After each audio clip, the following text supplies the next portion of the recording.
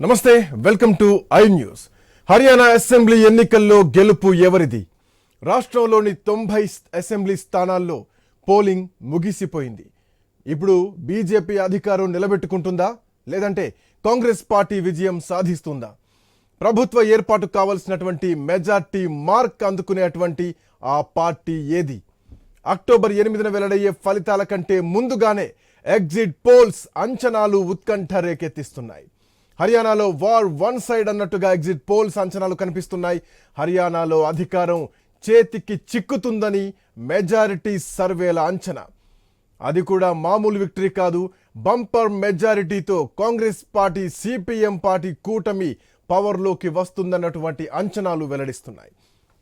ఇక గత అసెంబ్లీ ఎన్నికల్లో హర్యానాలో హంగ్ ఏర్పడ్డ విషయం తెలిసిందే. ఈసారి హంగ్కు ఆస్కారం లేదు అన్నటువంటి వాదన బలంగా వినిపిస్తోంది. పైగా ఎన్నికల్లో ఇండియా కూటమిలోని కాంగ్రెస్ సిపిఎం మాత్రమే కలిసి పోటీ చేశాయి. కీలకమైనటువంటి ఆప్ ఇక్కడ మాత్రం ఒంటరిగానే 88 చోట్ల బరిలోకి దిగింది. జాట్ ఓట్లకు అన్ని పార్టీలు గురిపెట్టాయి. ఇక మరోవైపు అగ్నివీర్, అట్లాగే రైతుల ఉద్యమం, రెజ్లింగ్ క్రీడాకారుల వివాదం, ఇవి ప్రధానంగా ఈసారి మలుపు తిబ్బబోతున్నాయి ఈ ఎన్నికలని. ఇవే ఈ ఎన్నికల్లో ప్రధానమైనటువంటి ప్రచార అస్త్రాలుగా మారినట్టు కూడా విశ్లేషకుల నుంచి వినిపిస్తున్నటువంటి అభిప్రాయం. ఇది హర్యానాలో ఎట్లాంటి ప్రభావం చూపబోతోంది? మొత్తానికి ఇప్పటి వరకు ఉన్నటువంటి ఎగ్జిట్ పోల్స్ లేదంటే కొన్ని సర్వే సంస్థలు ఇస్తున్నటువంటి అంచనాల ప్రకారం మనం చూడొచ్చు. ఐ న్యూస్ స్క్రీన్ పైన స్మార్ట్ పోల్ సర్వేని ఐ న్యూస్ స్క్రీన్ పైన మనం చూడొచ్చు. కాంగ్రెస్ పార్టీ 55 నుంచి 63 స్థానాల్లో ఈసారి గెలిచేటువంటి అవకాశం ఉంది అన్నది ఒక అంచనా కనిపిస్తోంది, మొత్తం 90 స్థానాలకు గాను. మరొక వైపు భారతీయ జనతా పార్టీ కేవలం 17 నుంచి 25 స్థానాల్లో మాత్రమే గెలిచేటువంటి అవకాశాలు ఉన్నాయి అన్నది స్మార్ట్ పోల్ సంస్థ చేసినటువంటి సర్వే నుంచి వస్తున్నటువంటి అంచనాలు. ఇక మరోవైపు జేజేపీ 0గా ఉంది. అటువైపు ఇంకా ఇండిపెండెన్స్ 3 నుంచి 7 వరకు గెలిచేటువంటి అవకాశాలు కనిపిస్తున్నాయి హర్యానాలో. అట్లాగే ఐఎన్ఎల్డి అండ్ బిఎస్పి ఇక్కడ ఈసారి అలయన్స్తో వీళ్ళు ముందుకెళ్లడం జరిగింది. 2 నుంచి 4 స్థానాల్లో విజయం సాధించేటువంటి అవకాశాలు కనిపిస్తున్నాయి. హెచ్ఎల్పి 1 స్థానంలో, అట్లాగే హెచ్జేపి 1 స్థానంలో. ఇక కీలకంగా జేజేపీ అట్లాగే ఏఎస్పి, ఈ 2 చాలా కీలకమైనటువంటి అంశాలని చెప్పాలి. ఎందుకంటే పోయినసారి 10 స్థానాలు సంపాదించినటువంటి ఈ అలయన్స్ ఈసారి 0కు పడిపోయేటువంటి అవకాశం ఉంది అన్నది కూడా సర్వే చెప్తున్నటువంటి అంశం. మరి ముఖ్యంగా జేజేపీ నుంచి డెప్యూటీ సీఎం ఉన్నారు ఈ పార్టీ నుంచి హర్యానా రాష్ట్రంలో. సో ఇట్లాంటి నేపథ్యంలో హర్యానాలో మొత్తం 90 అసెంబ్లీ స్థానాలకు గాను భారతీయ జనతా పార్టీ 17 నుంచి 25 స్థానాల్లో ఈసారి తగ్గుముఖంగా ఉంది. కాంగ్రెస్ పార్టీ 55 నుంచి 63 స్థానాలకు ఎగబాకి ఈసారి ప్రభుత్వాన్ని కాంగ్రెస్ పార్టీ ప్రభుత్వం సిపిఎంతో వెళ్ళినటువంటి కాంగ్రెస్ పార్టీ ఈసారి అధికారం చేజిక్కించుకొని ప్రభుత్వాన్ని ఏర్పాటు చేసేటువంటి దిశగా అడుగులు పడుతున్నాయి. సో మరి ముఖ్యంగా హర్యానాలో చాలా కీలకమైనటువంటి పాయింట్స్ ఈసారి ఎన్నికల్లో ప్రధానమైనటువంటి భూమికను పోషించాయి. మరి ముఖ్యంగా పార్లమెంట్ ఎన్నికల్లో ఈసారి హర్యానాలో భారతీయ జనతా పార్టీ చాలా ఘోరమైనటువంటి దెబ్బతిన్నది. ఆ దెబ్బ తర్వాత అసెంబ్లీ ఎన్నికలు ఈసారి వచ్చాయి. సో దీంట్లో చాలా అంటే చాలా గణనీయంగా భారతీయ జనతా పార్టీ పడిపోయినట్టుగా, అంటే ప్రభుత్వ వ్యతిరేకత చాలా తీవ్రంగా ఉంది. 2014లో క్లీన్ స్వీప్ చేసినటువంటి భారతీయ జనతా పార్టీ, 2019లో 10కి 10 స్థానాలు లోక్సభ స్థానాల్లో గెలిచినటువంటి భారతీయ జనతా పార్టీ, ఆ తర్వాత 2024లో కేవలం 5 స్థానాల్లో మాత్రమే ఇక్కడ విజయం సాధించింది. కాంగ్రెస్ పార్టీ 5 స్థానాల్లో విజయం సాధించింది. ఫర్ ఎగ్జాంపుల్ తెలంగాణలో ఎట్లాగైతే పంచుకున్నారో చెరి సగం, అట్లాగే హర్యానాలో కూడా చెరు 5 స్థానాల్ని లోక్సభ స్థానాల్లో గెలుచుకోవడం జరిగింది. మరి ముఖ్యంగా ఇక్కడ వ్యతిరేకతే, ప్రభుత్వం పైన వచ్చినటువంటి వ్యతిరేకత కాంగ్రెస్ పార్టీకి కలిసి వచ్చినటువంటి అంశంగా ప్రధానంగా వినిపిస్తోంది. ఎందుకంటే 2019లో చూసుకుంటే భారతీయ జనతా పార్టీకి 58% ఓట్ పర్సంటేజ్ నమోదైంది. దాంట్లో భాగంగా ఆ తర్వాత లోక్సభ ఎన్నికల్లో 36% రావడం జరిగింది. అయితే 2024 విషయానికి వస్తే ఇప్పుడు ఏకంగా లోక్సభ ఎన్నికల్లోనే 36% వచ్చింది. సో ఈసారి ఎంత పర్సెంటేజ్ ఓటింగ్ నమోదు కాబోతోంది అన్నది మాత్రం చూడాల్సినటువంటి అంశం ప్రధానంగా వినిపిస్తోంది. ఇప్పటి వరకు ఈరోజు సాయంత్రం 5 గంటల వరకు నమోదైనటువంటి ఓటింగ్ శాతం చూస్తే హర్యానాలో 61% ఓటింగ్ నమోదైంది. ఈరోజు ఉదయం నుంచి కూడా సాయంత్రం 5 గంటల వరకు, అంటే పోలింగ్ అయిపోయేంత వరకు. సో ఇంకా తర్వాత అప్డేట్ పూర్తిగా రావాల్సినటువంటి అవసరం ఉంది. సో దీంట్లో హర్యానాలో చాలా కీలకమైనటువంటి అంశాలు కూడా ఈసారి ప్రధానమైనటువంటి పాత్ర పోషిస్తున్నాయి. ఎందుకంటే చాలా ప్రభుత్వం మీద వ్యతిరేకత రావడం జరిగింది.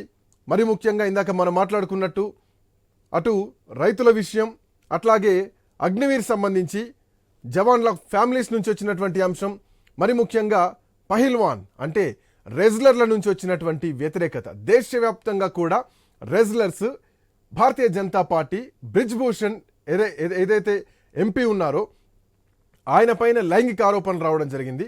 ఆయన పైన చర్యలు తీసుకోవడానికి భారతీయ జనతా పార్టీ అసలు సాహసం చేయలేదు.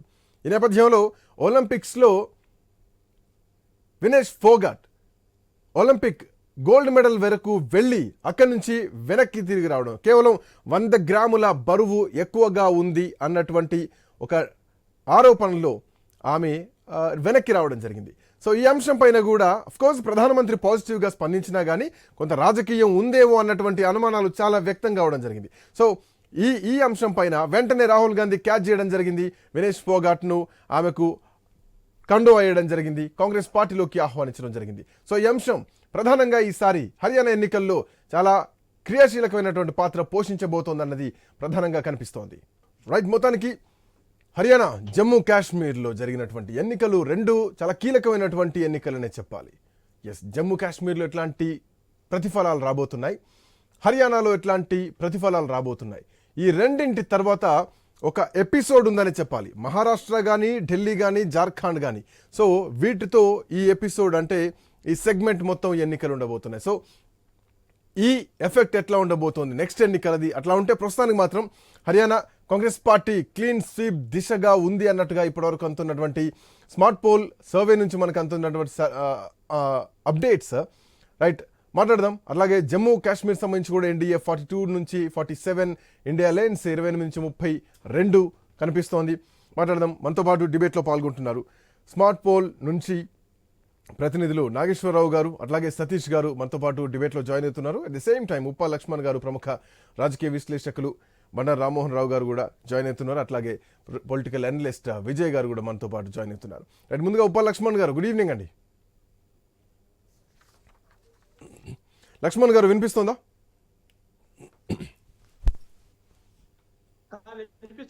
యా, లక్ష్మణ్ గారు గుడ్ ఈవినింగ్. సో కొంచెం నెంబర్ అటు ఇటు ఉన్నా కానీ ఈసారి కాంగ్రెస్ పార్టీ హర్యానాలో ప్రభుత్వం ఏర్పాటు చేసే దిశగా అడుగులు పడుతోంది అన్నది ప్రధానంగా వినిపిస్తున్నటువంటి అంశం. అక్కడటువంటి ప్రభుత్వ వ్యతిరేకత కానీ, అఫ్కోర్స్ 10 ఏళ్ల తర్వాత ఎక్కడైనా ఒక ప్రభుత్వ వ్యతిరేకత అనేది వస్తూ ఉంటుంది. ఫర్ ఎగ్జాంపుల్ మనం చూసాం తెలంగాణలో కూడా అట్లాంటి పరిస్థితులు వచ్చాయి. బట్ ఈ ప్రభుత్వ వ్యతిరేకత లాగానే చూడాలా, దీంట్లో కీలక భూమిక పోషించేటువంటి అంశాలు ఏమేమి ఉన్నాయనుకోవాలా? సో కాంగ్రెస్ పార్టీకి కలిసి వస్తుంది అనుకోవాలా వస్తున్నటువంటి ఈ సర్వే రిజల్ట్స్ని చూస్తే?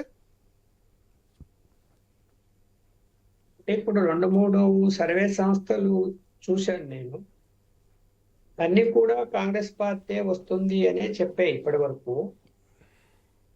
అయితే అక్కడ పరిస్థితులు ఏంటి అని మనం గమనించినప్పుడు అక్కడ అంటే పక్కనే పంజాబ్, బీహారు, పంజాబ్, హర్యానా పక్కనే ఉండటం, రైతుల ప్రభావము, అన్నిటికి మించి మాఫియా గ్యాంగులు పనిచేయటం. అంటే మాఫియా అంటే ప్రధానంగా మత్తు పదార్థాల మాఫియా గ్యాంగులు డ్రగ్స్ మాఫియా ఉండటము. సామాన్య ప్రజలు ఎందుకు వ్యతిరేకిస్తున్నారు అంటే ధరలు విపరీతంగా పెరిగిపోయాయి.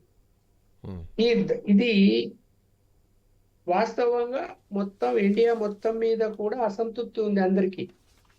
ఎందుకంటే పేదవాడికి వాని యొక్క జీవన విధానంలో ఆదాయ వనరులు ఆశించినంత పెరగడం లేదు, కానీ ధరలు మాత్రం పెరిగిపోయాయి. వాడు ఎలా తట్టుకొని నిలబడుగుతాడు? ఈ ప్రభుత్వం, బీజేపీ ప్రభుత్వం ఏం చేయలేకపోతున్నది ధరలను అనేటువంటిది బాగా ఉంది. హర్యానాలో కూడా కూడా అదే పరిస్థితి ఉంది. ఉమ్, పంజాబ్ ప్రభావం మనం చూసాం ఎలా జరిగిందో, ఆప్ ఎందుకు వచ్చింది అక్కడ. ఉమ్, అలాగే హర్యానాలో కూడా వ్యతిరేకత అన్నది, ప్రభుత్వ వ్యతిరేకత అన్నది జనంలో ఉన్నది. అయితే పోలింగ్ పర్సెంటేజీ మీరు ఇందాక చెప్పినట్టు 61 ఉంటే, ఒకవేళ ఇంకొకటో రెండో పెరిగినా కూడా 65 దాటకపోవచ్చేమో.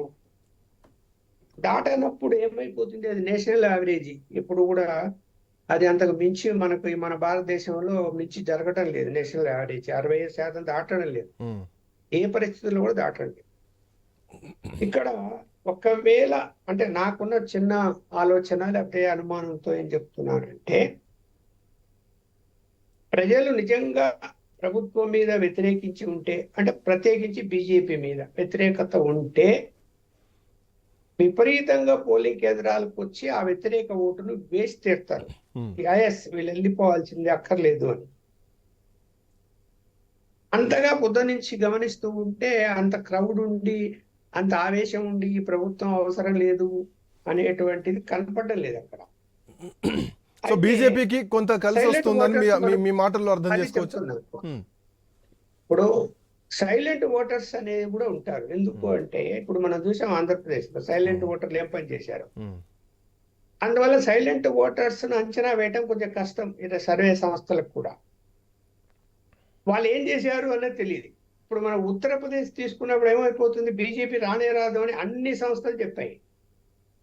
అయితే నేను ఉత్తరప్రదేశ్ ఎన్నికల ముందు నాకు వేరే పని మీద వెళ్ళి కనీసము ఒక 2 రోజుల పాటు కారులో అనేక ప్రాంతాల్లో, అంటే నా పని మీద తిరుగుతూ నేను మాట్లాడాను చాలా మందితో. అక్కడంత వ్యతిరేకత జనంలో కనపడలేదు. నేనైతే అప్పుడు చెప్పాను, లేదు ఇక్కడ వచ్చి తీరుతుంది మళ్ళీ బీజేపీ అని. అది వచ్చింది అక్కడ.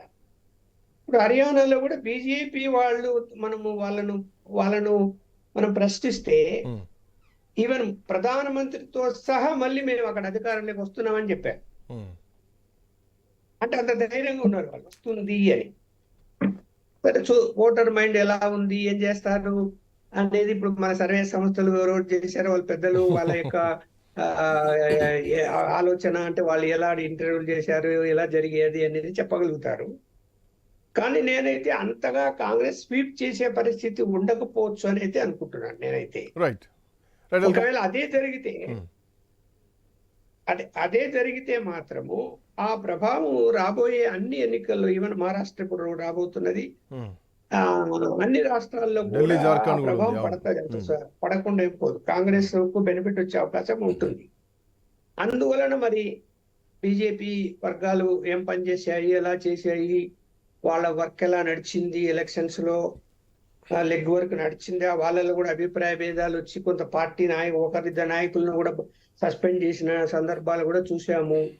అందువలన ఆ అనైక్యత కూడా వాళ్ళకు మైనస్ పాయింట్ లాగా నాకు అనిపిస్తున్నాయి.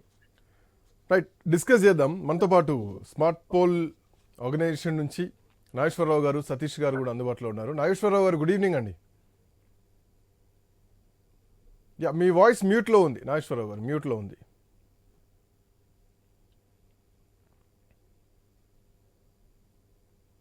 వినిపిస్తుందా నాగేశ్వరరావు గారు? ఓకే, నాగేశ్వరరావు గారు మీ వాయిస్ రావట్లేదు. ఐ థింక్ మ్యూట్లో ఉన్నట్టుంది. దయచేసి please cross check. Yeah, please మీరు ఆ టెక్నికల్ సెట్ చేసుకోండి. బిఫోర్ దట్ వినిపిస్తుందా సతీష్ గారు? ఓకే, నాగేశ్వరరావు గారు ఓకే. నాగేశ్వరరావు గారు, యా, ఎన్ని సర్వేలు వచ్చినా కానీ అప్పుడప్పుడు, ఇందాక ఒక ఇంపార్టెంట్ పాయింట్ ఏంటంటే ఉపా లక్ష్మణ్ గారు, అప్పుడప్పుడు సర్వేలు కూడా తలకిందులు చేస్తూ ఉంటాయి. బట్ సైలెంట్ ఓటర్స్ అప్పుడప్పుడు చరిత్రను తిరగరాస్తూ ఉంటారు. ఫర్ ఎగ్జాంపుల్ ఆంధ్రప్రదేశ్ ఎన్నికల్లో మనం చూసినాం, అట్లాంటివి ఉంటాయి. బట్ కాంగ్రెస్ క్లీన్ స్వీప్ చేస్తుందన్నటువంటి నమ్మకం మాత్రం లేదు. ఒకవేళ అదే జరిగితే రాబోయే ఎన్నికలపైన కూడా ఇట్లాంటి ప్రభావం ఉంటుంది. బట్ భారతీయ జనతా పార్టీ ఖచ్చితంగా ప్రభుత్వాన్ని ఏర్పాటు చేస్తున్నాం అన్నటువంటి ధీమా వ్యక్తం చేస్తున్నారు అని చెప్పేసి ఈవెన్ డైరెక్ట్ ప్రధానమంత్రి నరేంద్ర మోడీ మాట్లాడినటువంటి అంశం. సో ఇట్లాంటి నేపథ్యంలో మీ లెగ్ వర్క్ ఎట్లా జరిగింది, ఏ పాయింట్స్ని బేస్ చేసుకున్నారు, మీరు తీసుకున్నటువంటి శాంపిల్స్ ఏంటి నాగేశ్వరరావు గారు? మనం 90 అసెంబ్లీలు చేసామండి. మొత్తం 90 అసెంబ్లీలో ఒక్కొక్క అసెంబ్లీకి 300 శాంపిల్స్ చేసామండి. ఆ అసెంబ్లీ మొత్తం స్ప్రెడ్ అయ్యేటట్టు ఉమ్, దాంట్లో మేలు ఫిమేల్ అన్ని జెండర్స్ కానీ అందరినీ కమ్యూనిటీ వైజ్ గా అందరినీ తీసుకున్నాము. ఉమ్, తీసుకున్నప్పుడు ఏంటంటే మనం ప్రతి విలేజ్ కూడా లోపలికి మామూలుగా డెప్త్ వైజ్ చేసాం అనమాట అండి. ఉమ్, అక్కడ ప్రజలకు ప్రభుత్వం మీద వ్యతిరేకత చాలా ఎక్కువగా ఉందండి.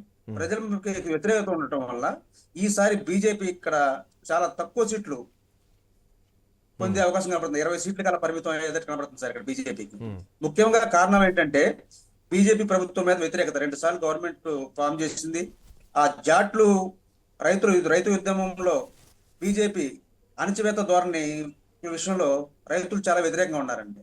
హర్యానాలో ముఖ్యంగా రైతులు ఎక్కువ మంది ఉంటారండి. రైతులు వాళ్ళు మళ్ళీ మాక్సిమం సెల్లింగ్ ప్రైస్ వరకు కావాలని కోరుతున్నారండి. వాళ్ళు దాని విషయంలో కానీ మహిళలు కూడా గవర్నమెంట్ మీద చాలా వ్యతిరేకంగా ఉన్నారు. మహిళలు కానీ యువకులు కానీ ఈసారి గవర్నమెంట్ కంపల్సరీ కాంగ్రెస్ కు బాగా సానుకూలంగా ఉంది సార్ ఇక్కడ అనుకూలంగా. ఉమ్. ఎస్సీ ఇక్కడ ఏంటంటే జాట్లు ఎస్సీలు ఎక్కువ ఉన్నారండి. అవును, జాట్ exactly. ఎస్సీలు ఓటింగ్ పర్సంటేజ్ చాలా ఎక్కువగా కాంగ్రెస్ ఉందండి. లాస్ట్ టైం ఎన్నికల్లో జాట్ ఓటింగ్ ని జేజేపీ లాక్కో ఉందండి. దానివల్ల గత ఎన్నికల్లో కాంగ్రెస్ నష్టపోవాల్సి వచ్చింది. కానీ ఈసారి జాట్లని ప్రజలు నమ్మేదట్లేదు సార్. జాట్లు ఎక్కడా జేజేపీ ఎక్కడా కూడా ఈసారి డిపాజిట్ కలిగే అవకాశం కూడా లేదు సార్ 90 అసెంబ్లీలో కూడా. బట్ నాగేశ్వరరావు గారు, జాట్లు ఎస్సీలతో పాటు ముస్లిం ఓట్స్ కూడా చాలా కీలకమైనటువంటి అంశం అనేది చెప్పాలి. హర్యానా పొలిటికల్ విషయం చూసుకుంటే కనుక ఇక్కడ ఓబీసీల తర్వాత second highest category Jat category. So Jat at the same time SC and Muslim voters. ఇందులో మనం భారతీయ జనతా పార్టీని కూడా ఎక్కడ తక్కువ అంచనా వేయలేం. దాంట్లో కూడా చాలా కీలకమైన నిర్ణయాలు తీసుకుంటుంది. At the same time social engineering లో ముందు ఉంటుందని చెప్పాలి.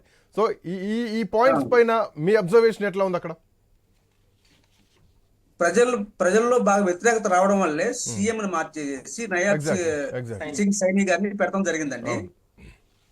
ఆ వ్యతిరేకత జనాల్లో బాగా వెళ్ళిపోయిందండి పబ్లిక్ లోకి. దాని వల్లనే బీజేపీ చాలా నష్టపోయింది. దాంతో పాటు జేజేపీ బీజేపీలో కలిసి దాంతో 4 years చేసినప్పుడు కూడా జేజేపీ ఏంటంటే జాట్లని రిజర్వేషన్ కల్పిస్తామని చెప్పి హామీతో నేను బీజేపీకి సపోర్ట్ చేస్తున్నాను అనే విషయం ప్రజల్లో బాగా వెళ్ళింది. కానీ ఆ విషయం పైన వీళ్ళిద్దరు గవర్నమెంట్ ఏర్పడిన తర్వాత మళ్ళీ మాట్లాడకపోవడం ప్రజల్లో బాగా వ్యతిరేకత వచ్చింది జాట్లలో. జాట్ ఎస్సీ క్యాస్ట్ ఆల్మోస్ట్ 48% ఉందండి. జాట్లు గాని ఎస్సీ గాని 48% పైన ఇక్కడ ఉందండి. ఈ 2 క్యాస్ట్లే. ఈ 2 క్యాస్ట్లు ప్రెసిడెంట్ వచ్చేసి మాక్సిమం ఎక్కువ శాతం ఓటర్లు కాంగ్రెస్ కు అనుకూలంగా ఉన్నారు. జాట్లు అంటేనే ఎక్కువ మంది రైతులు ఉంటారండి. రైతు యుద్ధం ఎంత బాగా జరిగిందో మనం చూసాం. ఆ విషయంలో బీజేపీ యొక్క వైఖరి విషయంలో వీళ్ళు బాగా వ్యతిరేకత పెంచుకున్నారండి బీజేపీ పట్ల. గత పార్లమెంట్ ఎన్నికల్లో కూడా 9 సార్లు కాంగ్రెస్ పోటీ చేస్తే 5 సార్లు గెలిచిందండి. అవును అవును 5 స్థానాల్లో గెలిచింది. సో ఒకసారి వచ్చి కురుక్షేత్రం వచ్చి పోటీ చేసింది, అక్కడ ఓడిపోతుంది Kurukshetra. But before that Rammohan Rao garu, Banda Rammohan Rao గారు, రామో గారు, ప్రభుత్వ వ్యతిరేకత ఎప్పుడైతే వస్తుంది అని గమనించిన టైంలోనే ముఖ్యమంత్రినే మార్చడం జరిగింది. మనోహర్ లాల్ ఖట్టర్ని తీసుకొని కేంద్ర కేబినెట్లోకి తీసుకోవడం, అక్కడ నుంచి నయాబ్ సింగ్ సైనిని ముఖ్యమంత్రిగా చేయడం. సో ఇట్లా ముఖ్యమంత్రిని మార్చినంత మాత్రాన, అంటే బీసీ ముఖ్యమంత్రిని పెట్టినంత మాత్రాన బీసీలు జాట్లు అందరూ కూడా టర్న్ అవుతారు అన్నటువంటి భావన భారతీయ జనతా పార్టీకి వర్కౌట్ అయ్యేటువంటి అంశం అనుకోవాలా? లేదంటే ఇంతవరకు మనం మాట్లాడుకున్నటువంటి అంశాలనే చెప్పాలి? మరి ముఖ్యంగా రైతులు, సైనికులు, and mean to says Agniveer సంబంధించి సైనిక కుటుంబాల నుంచి వచ్చినటువంటి వ్యతిరేకత ఒకటైతే కనుక, మరి ముఖ్యంగా రెజ్లర్స్. సో ఈ అంశం దేశం మొత్తం కూడా కాదు, ఈ 3 అంశాలు కూడా దేశాన్ని కదిలించాయి. ఆ 3 అంశాలు కూడా అక్కడ కేంద్రంగా నడిచినటువంటి అంశం. సో ఇందాక ఉప్ప లక్ష్మణ్ గారు కాంగ్రెస్ క్లీన్ స్వీప్ చేస్తుందన్నటువంటి నమ్మకం అయితే నాకు లేదు, సైలెంట్ ఓట్స్ ఏమైనా చేయొచ్చు అని చెప్పేసి. బట్ అంటే ఆ నెగిటివిటీ వెదర్ మాత్రం కనిపిస్తోంది. ఇందాక నాగేశ్వరరావు గారు కూడా ఆ గ్రౌండ్కి వెళ్ళి చూస్తే వ్యతిరేకత ఎక్కువగా ఉందని చెప్పేసి మాట్లాడినటువంటి అంశం. సో ఈ వ్యతిరేకత కాంగ్రెస్ పార్టీకి ఇక్కడ కలిసి వస్తుంది అనుకోవచ్చా? ఈ అంశాలను ఎట్లా చూడొచ్చు? శ్రీకాంత్ గారు, మీకు ప్యానల్ మిత్రులు నమస్కారం. నాగేశ్వరరావు గారితో ఏకీభవిస్తాను కొంతవరకు నేను. ఎందుకంటే ఎప్పుడు కూడా రాజకీయాలు సోషల్ కెమిస్ట్రీ. అవును, అంటే కెమిస్ట్రీలో H2 ఎట్లా అవుతుందని చెప్పొచ్చు స్పష్టంగా. కానీ రాజకీయాల్లో ఈ పొలిటికల్ మనకు కెమిస్ట్రీ, సోషల్ కెమిస్ట్రీ కనుక సోషల్ కెమిస్ట్రీలో కొంచెం గత చరిత్ర కూడా చూడాలి. ఉదాహరణకి ఈసారి గెలిస్తే బీజేపీ హ్యాట్రిక్ కొట్టినట్లు లెక్క. కానీ గత 10 ఏళ్లుగా మెల్లమెల్లగా బీజేపీ ప్రతిష్ట దిగజారుతుంది తప్ప పెరగలే కదా. నిజమండి 2014లో 47 సీట్లతోనే గట్టెక్కింది. ఇంకొక సీటు ఇండిపెండెంట్ తో కాబట్టి 45 సీట్లతో చేసింది, ప్రభుత్వం ఏర్పాటు చేసింది. కానీ కాంగ్రెస్ తోలో నేను నడుస్తూ ఫిర్యాదులు ప్రోత్సహించడం నుంచి మొదలుకొని ముఖ్యమంత్రులను మార్చడం కూడా కాంగ్రెస్ తోవలే నడుస్తున్నది. ఇప్పుడు మన రెండోసారి అయితే ఇద్దరు ముఖ్యమంత్రులు మార్చేసింది కదా, రెండో ముఖ్యమంత్రి మార్చేసింది కదా, ఇక మూడో కృష్ణుడు రాలే. కనుక ఈ దశలో మనకు వరుసగా చూడండి 2014లో ఉన్నంత మద్దతు 2019 లేదు. 19లో చాలా మంది అహంకారంతో పోతుంటాయి పార్టీలన్నీ కూడా. వైనాట్ 175 అని జగన్మోహన్ రెడ్డి రావు ఎట్లా పోయిందో వీళ్ళు 75+ అన్నారు. అప్పుడు మీరు చూడండి 2019 ఎన్నికల్లో వచ్చే 47 సీట్లు 50 పైన వస్తాయంటే నమ్మొచ్చు. కానీ 75+ అని ప్రచారం చేసుకున్నారు. మన కదా 400+ అని, అబ్కా బార్ 400 అని, 400 పార్ అని మిత్రపక్షాలను కూడా అవమానిస్తూ 353 సీట్లు ఉంటే 50 సీట్లు మిత్రపక్షాలకు ఉంటే వాళ్ళకి 30కే పరిమితం చేస్తూ 400 దాటుతాం 370 మాకే సొంతంగా వస్తాయన్నారు. అంటే మిత్రపక్షాలు అవమానించినట్టే కదా. ఇక్కడ కూడా అది జరుగుతుంది. 75 దాటుతాం అన్న వాళ్ళు ఎక్కడికి పరిమితమైన 40కి పరిమితం అయ్యారు. అంటే తప్పనిసరి మరి కూటమి ప్రభుత్వం ఏర్పాటు చేయాలని పరిస్థితి వచ్చింది కదా. 2019 సంగతి. 2019కి ఇంకా దిగజారి ఇప్పుడు నేను చెప్పాను కదా నానాటికి తీసికట్టు నాగంబొట్లు అన్నట్టు 2024 పార్లమెంట్ ఎన్నికలు చూడండి. గతంలో ఉన్న సీట్లు పోయినాయి కదా. చర్చగా 55 వచ్చేసింది చూసినాం కదా. కనుక వరుసగా 2014 నుంచి పతనం వైపే పోతుంది కానీ బీజేపీ పైకి పోలేదు. మొత్తం ఓటు షేర్ లో కూడా చూస్తే మనకు ఈ ప్రతికూల ప్రభావాలు ఎట్లా ఉన్నాయంటే బీజేపీకి 3 ఉన్నాయి. ఒకటి జాట్లు వ్యతిరేకమైన ఎంఎస్పి మినిమం సపోర్ట్ ప్రైస్ ను చట్టబద్ధత కల్పించండి అని హర్యానా రైతులు పోరాడుతున్నారు. నిజంగా చెప్పాలంటే విస్తీర్ణం పరంగా 21 స్థానంలో ఉంది. దేశవ్యాప్తంగా చాలా తక్కువ 1.4% భూభాగం విషయానికి. కానీ జనాభా పరంగా మంచి స్థానంలో ఉండి 2,03,00,000 జనాభా ఉన్నది. దాంతో పాటు ఇవాళ రైతుల జనాభా ఎక్కువ ఉన్నది కనుక వాళ్ళ డిమాండ్ ముఖ్యంగా ఆర్థిక రంగంలో మనకు చాలా 11వ స్థానంలో ఉంది. 21 స్థానంలో మనకు భూభాగం ఉంటే 11వ స్థానంలో అంటే మనకు ఢిల్లీ చుట్టుపక్కల 3 వైపులా ఆక్రమించి ఉన్న హర్యానా గురుగాం కానీ పూర్తిగా ఈ 3 పక్కల ఆక్రమించి ఉండడం, పారిశ్రామిక కారిడార్ మొత్తం దీనిలో ఉండడం ఆర్థిక అభివృద్ధిలో చాలా బాగున్నది. ప్రభుత్వాలు ఏం మారినా ఎవరున్నా కూడా ఆర్థిక అభివృద్ధిలో భాగం పంచుకునే పరిస్థితి ఉన్నది.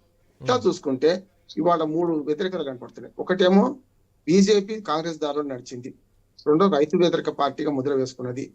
ఆయారాంలకు కీలకమైన రాష్ట్రం అది. ఒకనాడు భజన్లాల్ గురించి నేను ఒక 50 ఏళ్ళ జర్నలిజంలో నేను ఆయారాం ఆర్టికల్స్ ఎన్నో రాశాను. దాన్ని ప్రధానంగా మనం ఏం చూస్తాం, హర్యానానే ఉదాహరణ చెప్పుకుంటాం. భజన్లాల్ కుటుంబం, భజన్లాల్ ఏం చేసినాడు. ఆనాడు భజన్లాల్ ప్రతిజ్ఞ ఏంటంటే నేను ఒక్కడిని చేసినా సరే నేనే ముఖ్యమంత్రిని పొమ్మన్నాను. ఎవరు గెలిచినా గెలవకపోయినా. ఇవాళ ఆ రాజకీయాలు వచ్చే అవకాశం ఉంది.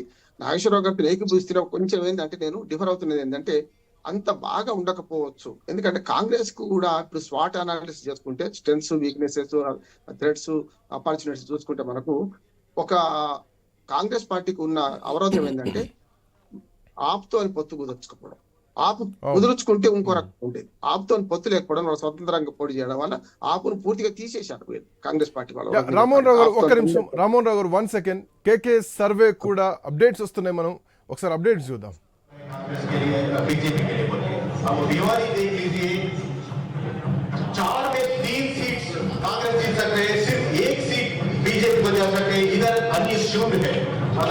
No one can others के लिए 0 है इधर. Congress can win 3 seats very comfortably. 4 लोग अगेंस्ट है, फार्मर्स लोग अगेंस्ट है, जो भी एम्प्लॉयमेंट के लिए देख रहे हैं ना वो अगेंस्ट है. मतलब इधर जातिवाद है पर फिर भी इधर पूरा लोग बदलाव चेंज होना चाहते हैं. इधर देख लीजिए पूरा 2 सीट से नया जिला कांग्रेस पूरा 3 सीट है. इधर 2 की 2 कांग्रेस को जा सकते हैं.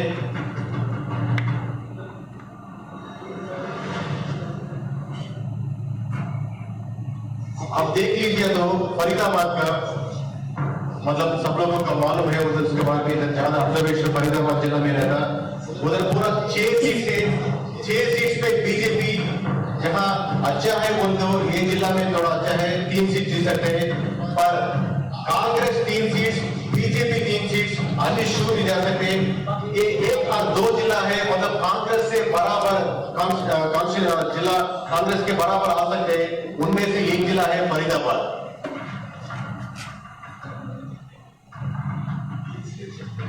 फतेहाबाद में देख लेंगे तो पूरा 3 सीट है, 3 से 3 पूरा 3 सीट फतेहाबाद में क्लीन स्वीप करने वाला है कांग्रेस ने। बीजेपी को इधर शून्य मिलने वाला है, मिलेंगे नहीं तो अन्य को शून्य है। मतलब खट्टर के गवर्नमेंट 9 साल देखने के बाद ज्यादा लोग उसको उससे ऊपर नफरत दिखाया। मतलब हमने साफ दिखाया कि सर्विस में हमारा सर्वे करते समय में जो भी नेगेटिव पॉइंट्स पे one of the points is also कट्टर जी। आप देखेंगे गुरुग्राम सो गुरुग्राम ये जिला है, मतलब कांग्रेस थोड़ा पीछे चले गया, बीजेपी का थोड़ा ज्यादा कांग्रेस से ज्यादा जाने का चांसेस नहीं है, क्योंकि हर एक जिला में अब पूरा हरियाणा में एक जिला भी नहीं आएगा, क्योंकि कांग्रेस से एक सीट भी बढ़कर बीजेपी को ले आएगा। पूरा हरियाणा में आपको एक जिला भी नहीं मिलेगा, आपको कांग्रेस से बीजेपी एक सीट ज्यादा मिलने वाला पूरा विधानसभा में। आप रिजल्ट होने के बाद चेक कर लो, हर एक जिला आप ओपन करके चेक कर लो, आपको एक जिला भी नहीं मिलेगा। तो हिस्सा सब लोगों को मालूम है, इंडिपेंडेंट कैंडिडेट अच्छा उधर टफ फाइट दे रहा है, तो हिस्सा में अन्य एक सीट जीतने का चांसेस है।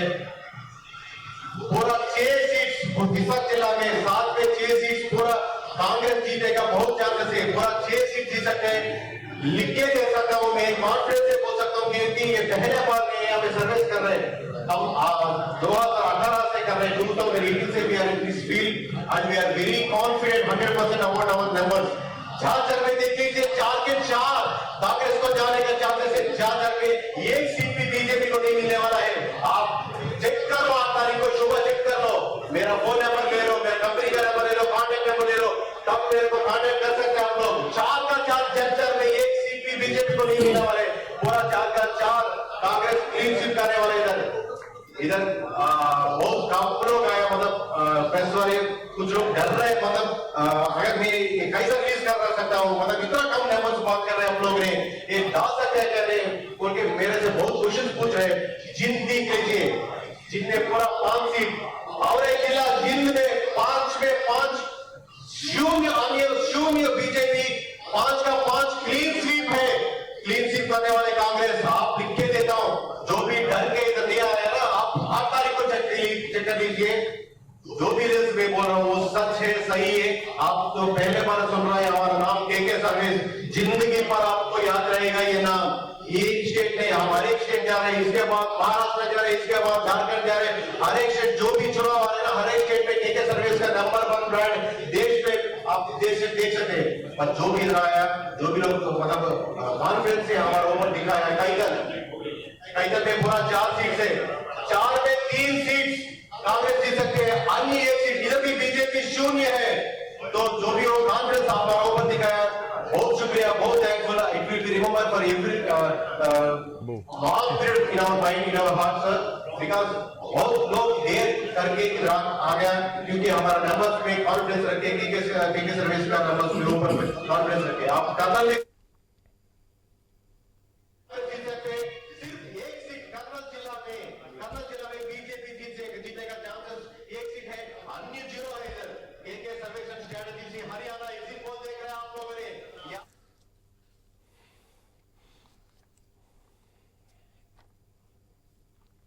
హర్యానా సంచలనం సృష్టించబోతోందా? దశాబ్ద కాలం పాటు భారతీయ జనతా పార్టీ పాలించినటువంటి కంచుకోట హర్యానా కాంగ్రెస్ హస్తగతం కాబోతోందా? ఇప్పటివరకు కేకే సర్వేలో మచ్చుకు కొన్ని నియోజకవర్గాల్లో సర్వేను కూడా మనం చూడడం జరిగింది. ఇప్పటికే స్మార్ట్ పోల్ నుంచి ప్రతినిధులు సెఫాలజిస్టులు మనకున్నారు. ఇంతవరకు నాగేశ్వరరావు గారు మాట్లాడారు, ఆ తర్వాత సతీష్ గారు కూడా మనకు అందుబాటులో ఉన్నారు. సతీష్ గారు వినిపిస్తోందా? నమస్తే సార్, వినపడుతుంది. సతీష్ గారు, అట్లీస్ట్ ఒక హోప్ఫుల్ కూడా ఎక్కడ కనిపించినటువంటి దాఖలాలు అయితే కనిపిస్తలేవు. అంటే మీరు నియోజకవర్గాల వారీగా చూస్తే కనుక ఎట్లాంటి శాంపిల్స్ తీసుకున్నారు? నియోజకవర్గాల వారీగా ఎన్ని సీట్లలో భారతీయ జనతా పార్టీ ఉండే అవకాశాలు ఉన్నాయి? ఇప్పుడు కేకే సర్వేని కూడా మనం ఇంతవరకు లైవ్ తీసుకున్నాం. ఒక ఫరీదాబాదే 3 6 స్థానాల్లో చెరిసగం పంచుకుంటే గనక మిగతా అన్ని స్థానాల్లో ఆల్మోస్ట్ 1-0 కనిపిస్తున్నాయి భారతీయ జనతా పార్టీ. అక్కడక్కడ ఒక్కరిద్దరు ఇండిపెండెంట్లు కనిపిస్తున్నటువంటి పరిస్థితి. సో మీ అంచనాలు ఎట్లా ఉన్నాయి? మనము ఒక్కొక్క నియోజకవర్గానికి 300 శాంపిల్ సైజ్ తీసుకున్నాం సార్. మొత్తం అన్ని 90 నియోజకవర్గాలు సర్వే చేసామండి ఫస్ట్ రౌండ్. మళ్ళీ సెకండ్ రౌండ్ కూడా సేమ్ 300 శాంపిల్ సైజ్ తీసుకున్నాము. రెండో దఫా కూడా మొత్తం 90 నియోజకవర్గాలు కవర్ చేశాం సార్. సో ఈ 2 దఫాల మధ్య ఎంత గ్యాప్ ఉంది? అక్కడ మారినటువంటి పరిస్థితులు ఏంటి? ఇక్కడ మారుతున్న విషయాలు ఏంటంటే సార్, మనం క్లియర్ గా అంటే అక్కడ మేము గ్రౌండ్ లో మేము అబ్జర్వ్ చేసిన విషయాలు ఏంటంటే పాయింట్ వైజ్ గా ఫస్ట్ ఇక్కడ 2 సార్లు బీజేపీ ప్రభుత్వాన్ని చూశారు సార్. ఈ ప్రభుత్వంలో ఎక్కువగా డ్రగ్స్ వినియోగం ఒకటి, తర్వాత అధిక ధరలు, రెండోది ఉద్యోగ అవకాశాలు లేకపోవటం, అలాగే ఇండస్ట్రీస్ పరంగా డెవలప్మెంట్ లేకపోవటం, అలాగే మనోహర్ లాల్ ఖట్టర్ మీద ఎక్స్ సీఎం అంటే గత 2 సార్లు చేసిన ఆయన మీద కూడా పూర్తి వ్యతిరేకత ఉండటం, అతను అంటే క్యాడర్ని పట్టించుకోకపోవటం, ప్రజలను పట్టించుకోకపోవటం, ఎటువంటి అంటే ఇండస్ట్రీస్ పరంగా గానీ లేదనుకుంటే ఉద్యోగ నోటిఫికేషన్స్ గానీ ఇవన్నీ లేకపోవటం వల్ల అతని మీద వ్యతిరేకత వచ్చిందండి. అలాగే ఏంటంటే ఇక ప్రభుత్వ ఉద్యోగాలు కూడా కాంగ్రెస్ ప్రభుత్వం ఏం చేసిందంటే పాత పెన్షన్ విధానం మేము అమలు చేస్తామని చెప్తారు. దానివల్ల కూడా కాంగ్రెస్ కి లాభం చేకూరుతుందండి. అలాగే కాంగ్రెస్ ప్రభుత్వంలో ఇప్పుడు వినేష్ పోగట్ ఉన్నారు జులానా అసెంబ్లీ నియోజకవర్గం. ఆవిడ వల్ల కూడా కొంత ప్రభావం కాంగ్రెస్ వైపు తిరిగిందండి. ఎందుకంటే ఆవిడ జాట్ సామాజిక వర్గానికి చెందిన వ్యక్తి. వీటి వల్ల కొంత ఈసారి కాంగ్రెస్ వైపే ప్రజలు మొగ్గు చూపుతున్నారు సార్. ఎందుకంటే యంగర్స్ కూడా ఈసారి ఒక మార్పు అనేది కావాలి, మార్పుకుంటే కొంచెం బాగుంటుంది, గవర్నమెంట్ లో పనితీరు బాగుంటుంది అనేది అభిప్రాయం మీద ఉన్నారు. జాటు ఎస్సీ సామాజిక వర్గం ఈ హర్యానా రాష్ట్రంలో కీలకం సార్. అలాగే మైనారిటీస్ కూడా. సో అలాగే భూపేంద్ర హుడ్డా గారు గతంలో 2 సార్లు ముఖ్యమంత్రిగా పనిచేసినప్పుడు ఆయన ఆర్థిక వ్యవస్థను బాగా చేయడం గానీ ఆయన పరిపాలన గానీ బాగా జనాలకు నచ్చిందని చెప్తున్నారు. సో ఆయన కూడా జాట్ సామాజిక వర్గానికి చెందిన వ్యక్తి కాబట్టి అతని ప్రభావం కూడా కొంత కనపడుతుంది సార్. అలాగే ఈసారి మనకి హోమ్ మినిస్టర్, ప్రస్తుతం హోమ్ మినిస్టర్ ఉన్న వ్యక్తి అంబాలా కాంట్ నియోజకవర్గంలో ఆయనకు కూడా ఈసారి గెలిచే పరిస్థితి కనపడట్లేదని. అక్కడ ఇండిపెండెంట్ అభ్యర్థి చిత్రా గారికి మంచి అవకాశం కనపడుతుంది. ఎందుకంటే ఆవిడ గతంలో కూడా ఇండిపెండెంట్ గా పోటీ చేసి 40,000 ఓట్లు తెచ్చుకున్నారు. ఈసారి కూడా ఆవిడ ఇండిపెండెంట్ గానే పోటీ చేస్తుంది. ఎందుకంటే కాంగ్రెస్ వాళ్ళు టికెట్ ఇవ్వలేదు. వాళ్ళ నాన్నగారు కూడా పక్క నియోజకవర్గంలో నిర్మల్ సింగ్ గారికి టికెట్ ఇచ్చారు. సో కాంగ్రెస్ పార్టీ వారు ఒకే కుటుంబంలో ఇద్దరికి ఇవ్వనందు వల్ల ఆవిడ ఇండిపెండెంట్ అభ్యర్థిగా అంబాలా కాంట్ లో నిలబడుతుంది. గత ఓడిపోయినా సరే నియోజకవర్గాన్ని అంటిపెట్టుకొని అక్కడ సేవా కార్యక్రమాలు, అలాగే ప్రజలకు ఏ ఇబ్బంది అయినా వెంటనే వెళ్ళటం, ఆర్థిక సహాయాలు చేయటం ఇవన్నీ ఉండటం వల్ల ఈసారి హోమ్ మినిస్టర్ గారికి, అనిల్ విజ్ గారికి, చిత్రా గారికి టఫ్ ఫైట్ ఉందండి. ఎడ్జ్ కూడా ఇండిపెండెంట్ అభ్యర్థిగా కనపడుతుంది. మొత్తానికి హర్యానాలో గెలుపు ఎవరిది అన్నది ప్రధానంగా చర్చనీయాంశంగా మారినటువంటి పరిస్థితి. మొత్తం రాష్ట్రంలో ఉన్నటువంటి 90 అసెంబ్లీ స్థానాల్లో పోలింగ్ అయిపోయిన తర్వాత బీజేపీ ఈసారి అధికారం నిలబెట్టుకోబోతోందా, లేదంటే ఇప్పటికే ఎగ్జిట్ పోల్స్లో చాలా సర్వే సంస్థలు చెప్తున్నట్టుగా కాంగ్రెస్ పార్టీ ఈసారి విజయం అందుకోబోతోందా? అక్టోబర్ 8 వరకు మొదలయ్యేటువంటి అంటే వెయిట్ చేయాల్సినటువంటి ఆ పరిస్థితిని ఎగ్జిట్ పోల్స్ చాలా ఉత్కంఠ మాత్రం పెంచుతోంది. ఈసారి కాంగ్రెస్ పార్టీ అక్కడ ప్రభుత్వాన్ని ఏర్పాటు చేయబోతోంది. ప్రభుత్వం పైన ఉన్నటువంటి వ్యతిరేకత కాంగ్రెస్ పార్టీకి కలిసి వచ్చింది అన్నది ఇప్పటి వరకు సర్వే సంస్థలు చెప్తున్నటువంటి అంశాలు. నర విజయ్ గారు మనతో పాటు ఉన్నారు, ప్రముఖ విశ్లేషకులు. విజయ్ గారు, ఒకవైపు కాంగ్రెస్ పార్టీ సార్ ప్రభుత్వాన్ని ఏర్పాటు చేస్తోంది అన్నది సర్వే సంస్థలు, చాలా ఎగ్జిట్ పోల్స్ నుంచి కనిపిస్తోంది. ఇంకోవైపు ప్రభుత్వాన్ని నిలబెట్టుకుంటాం, మళ్ళీ ప్రభుత్వం మాదే ఏర్పాటు అని చెప్పేసి భారతీయ జనతా పార్టీ చెప్పుకుంటుంది. బట్ ప్రభుత్వ వ్యతిరేక ఓటును చీల్చుకునే వాళ్ళు, పంచుకునే వాళ్ళు ఇక్కడ చాలామంది ఉన్నారు. సో ఈ పాయింట్స్లో భారతీయ జనతా పార్టీ ధీమా ఏంటి, కాంగ్రెస్ పార్టీ ధైర్యం ఏంటి? భారతీయ జనతా పార్టీ ధీమా ఎట్లా ఉందంటే, మన జమ్మూ కాశ్మీర్ చూసినట్లయితే ఆడ ఓట్ల చీలిక ఎక్కువగా ఉండే అవకాశం ఉంది. రీజన్ ఏంటంటే అక్కడ పొత్తు పెట్టుకున్నటువంటి కాంగ్రెస్, అదేవిధంగా నేషనల్ కాన్ఫరెన్స్ పొత్తు పెట్టుకుంది. ఇక్కడ ఒంటరిగా బీజేపీ పోటీ చేస్తున్నటువంటిది. అయితే అక్కడ గతంలో ఎన్నికలను ఎప్పుడూ బహిష్కరిస్తున్నటువంటి ఒక జమాతే సంస్థ ఒకటి ఉంది, జమాతే ఇస్లామీ సంస్థ. ఆ సంస్థ ఏంటంటే ఈసారి ఎన్నికల బహిష్కరణ పిలిపివ్వలేదు. ప్లస్ వాళ్ళు ఇండిపెండెంట్గా అనేక చోట్ల ఆల్మోస్ట్ 30 స్థానాల్లో పోటీ చేస్తారు. 30 స్థానాల్లో పోటీ పెట్టడం జరిగింది. ఈ ఓట్లన్నీ చీలే అవకాశం ప్లస్ పోలింగ్ పర్సంటేజ్ పెరిగింది. ఈ పోలింగ్ పర్సంటేజ్ పెరగడము, ఓట్ల చీలిక, ఈ అన్నీ కలిసి బీజేపీ పెట్టుకున్నటువంటి ఆశ. మరి అది జమ్మూ కాశ్మీర్లో ఏ రకంగా వర్తిస్తుందో చూడాల్సినటువంటి అవసరం ఉంది. ఇదే సందర్భంలో బీజేపీ మీద వాస్తవానికి ఇప్పుడు తగ్గుతూ BJP means Narendra Modi charisma. Narendra Modi charisma 2014 ఉన్నది, మొన్న ఉన్నది వరకు ఇప్పటికి ఈ 3 నెలల 4 నెలల కాలంలోనే మరింత తగ్గుతూ ఉన్నటువంటి పరిస్థితి అయితే కనిపిస్తుంది. అది జమ్మూ కాశ్మీర్కు. హర్యానాలో కూడా బీజేపీ అంటే సేమ్ మోడీ చరిష్మా తగ్గడం, 10 సంవత్సరాలు ఉండడం ఇదొక రీజన్. అయితే వీళ్ళేందంటే జాట్లు ఎస్సీస్ వ్యతిరేకమైన నేపథ్యంలో యాదవులను దగ్గర తీసుకునేటువంటి కార్యక్రమం చేసింది.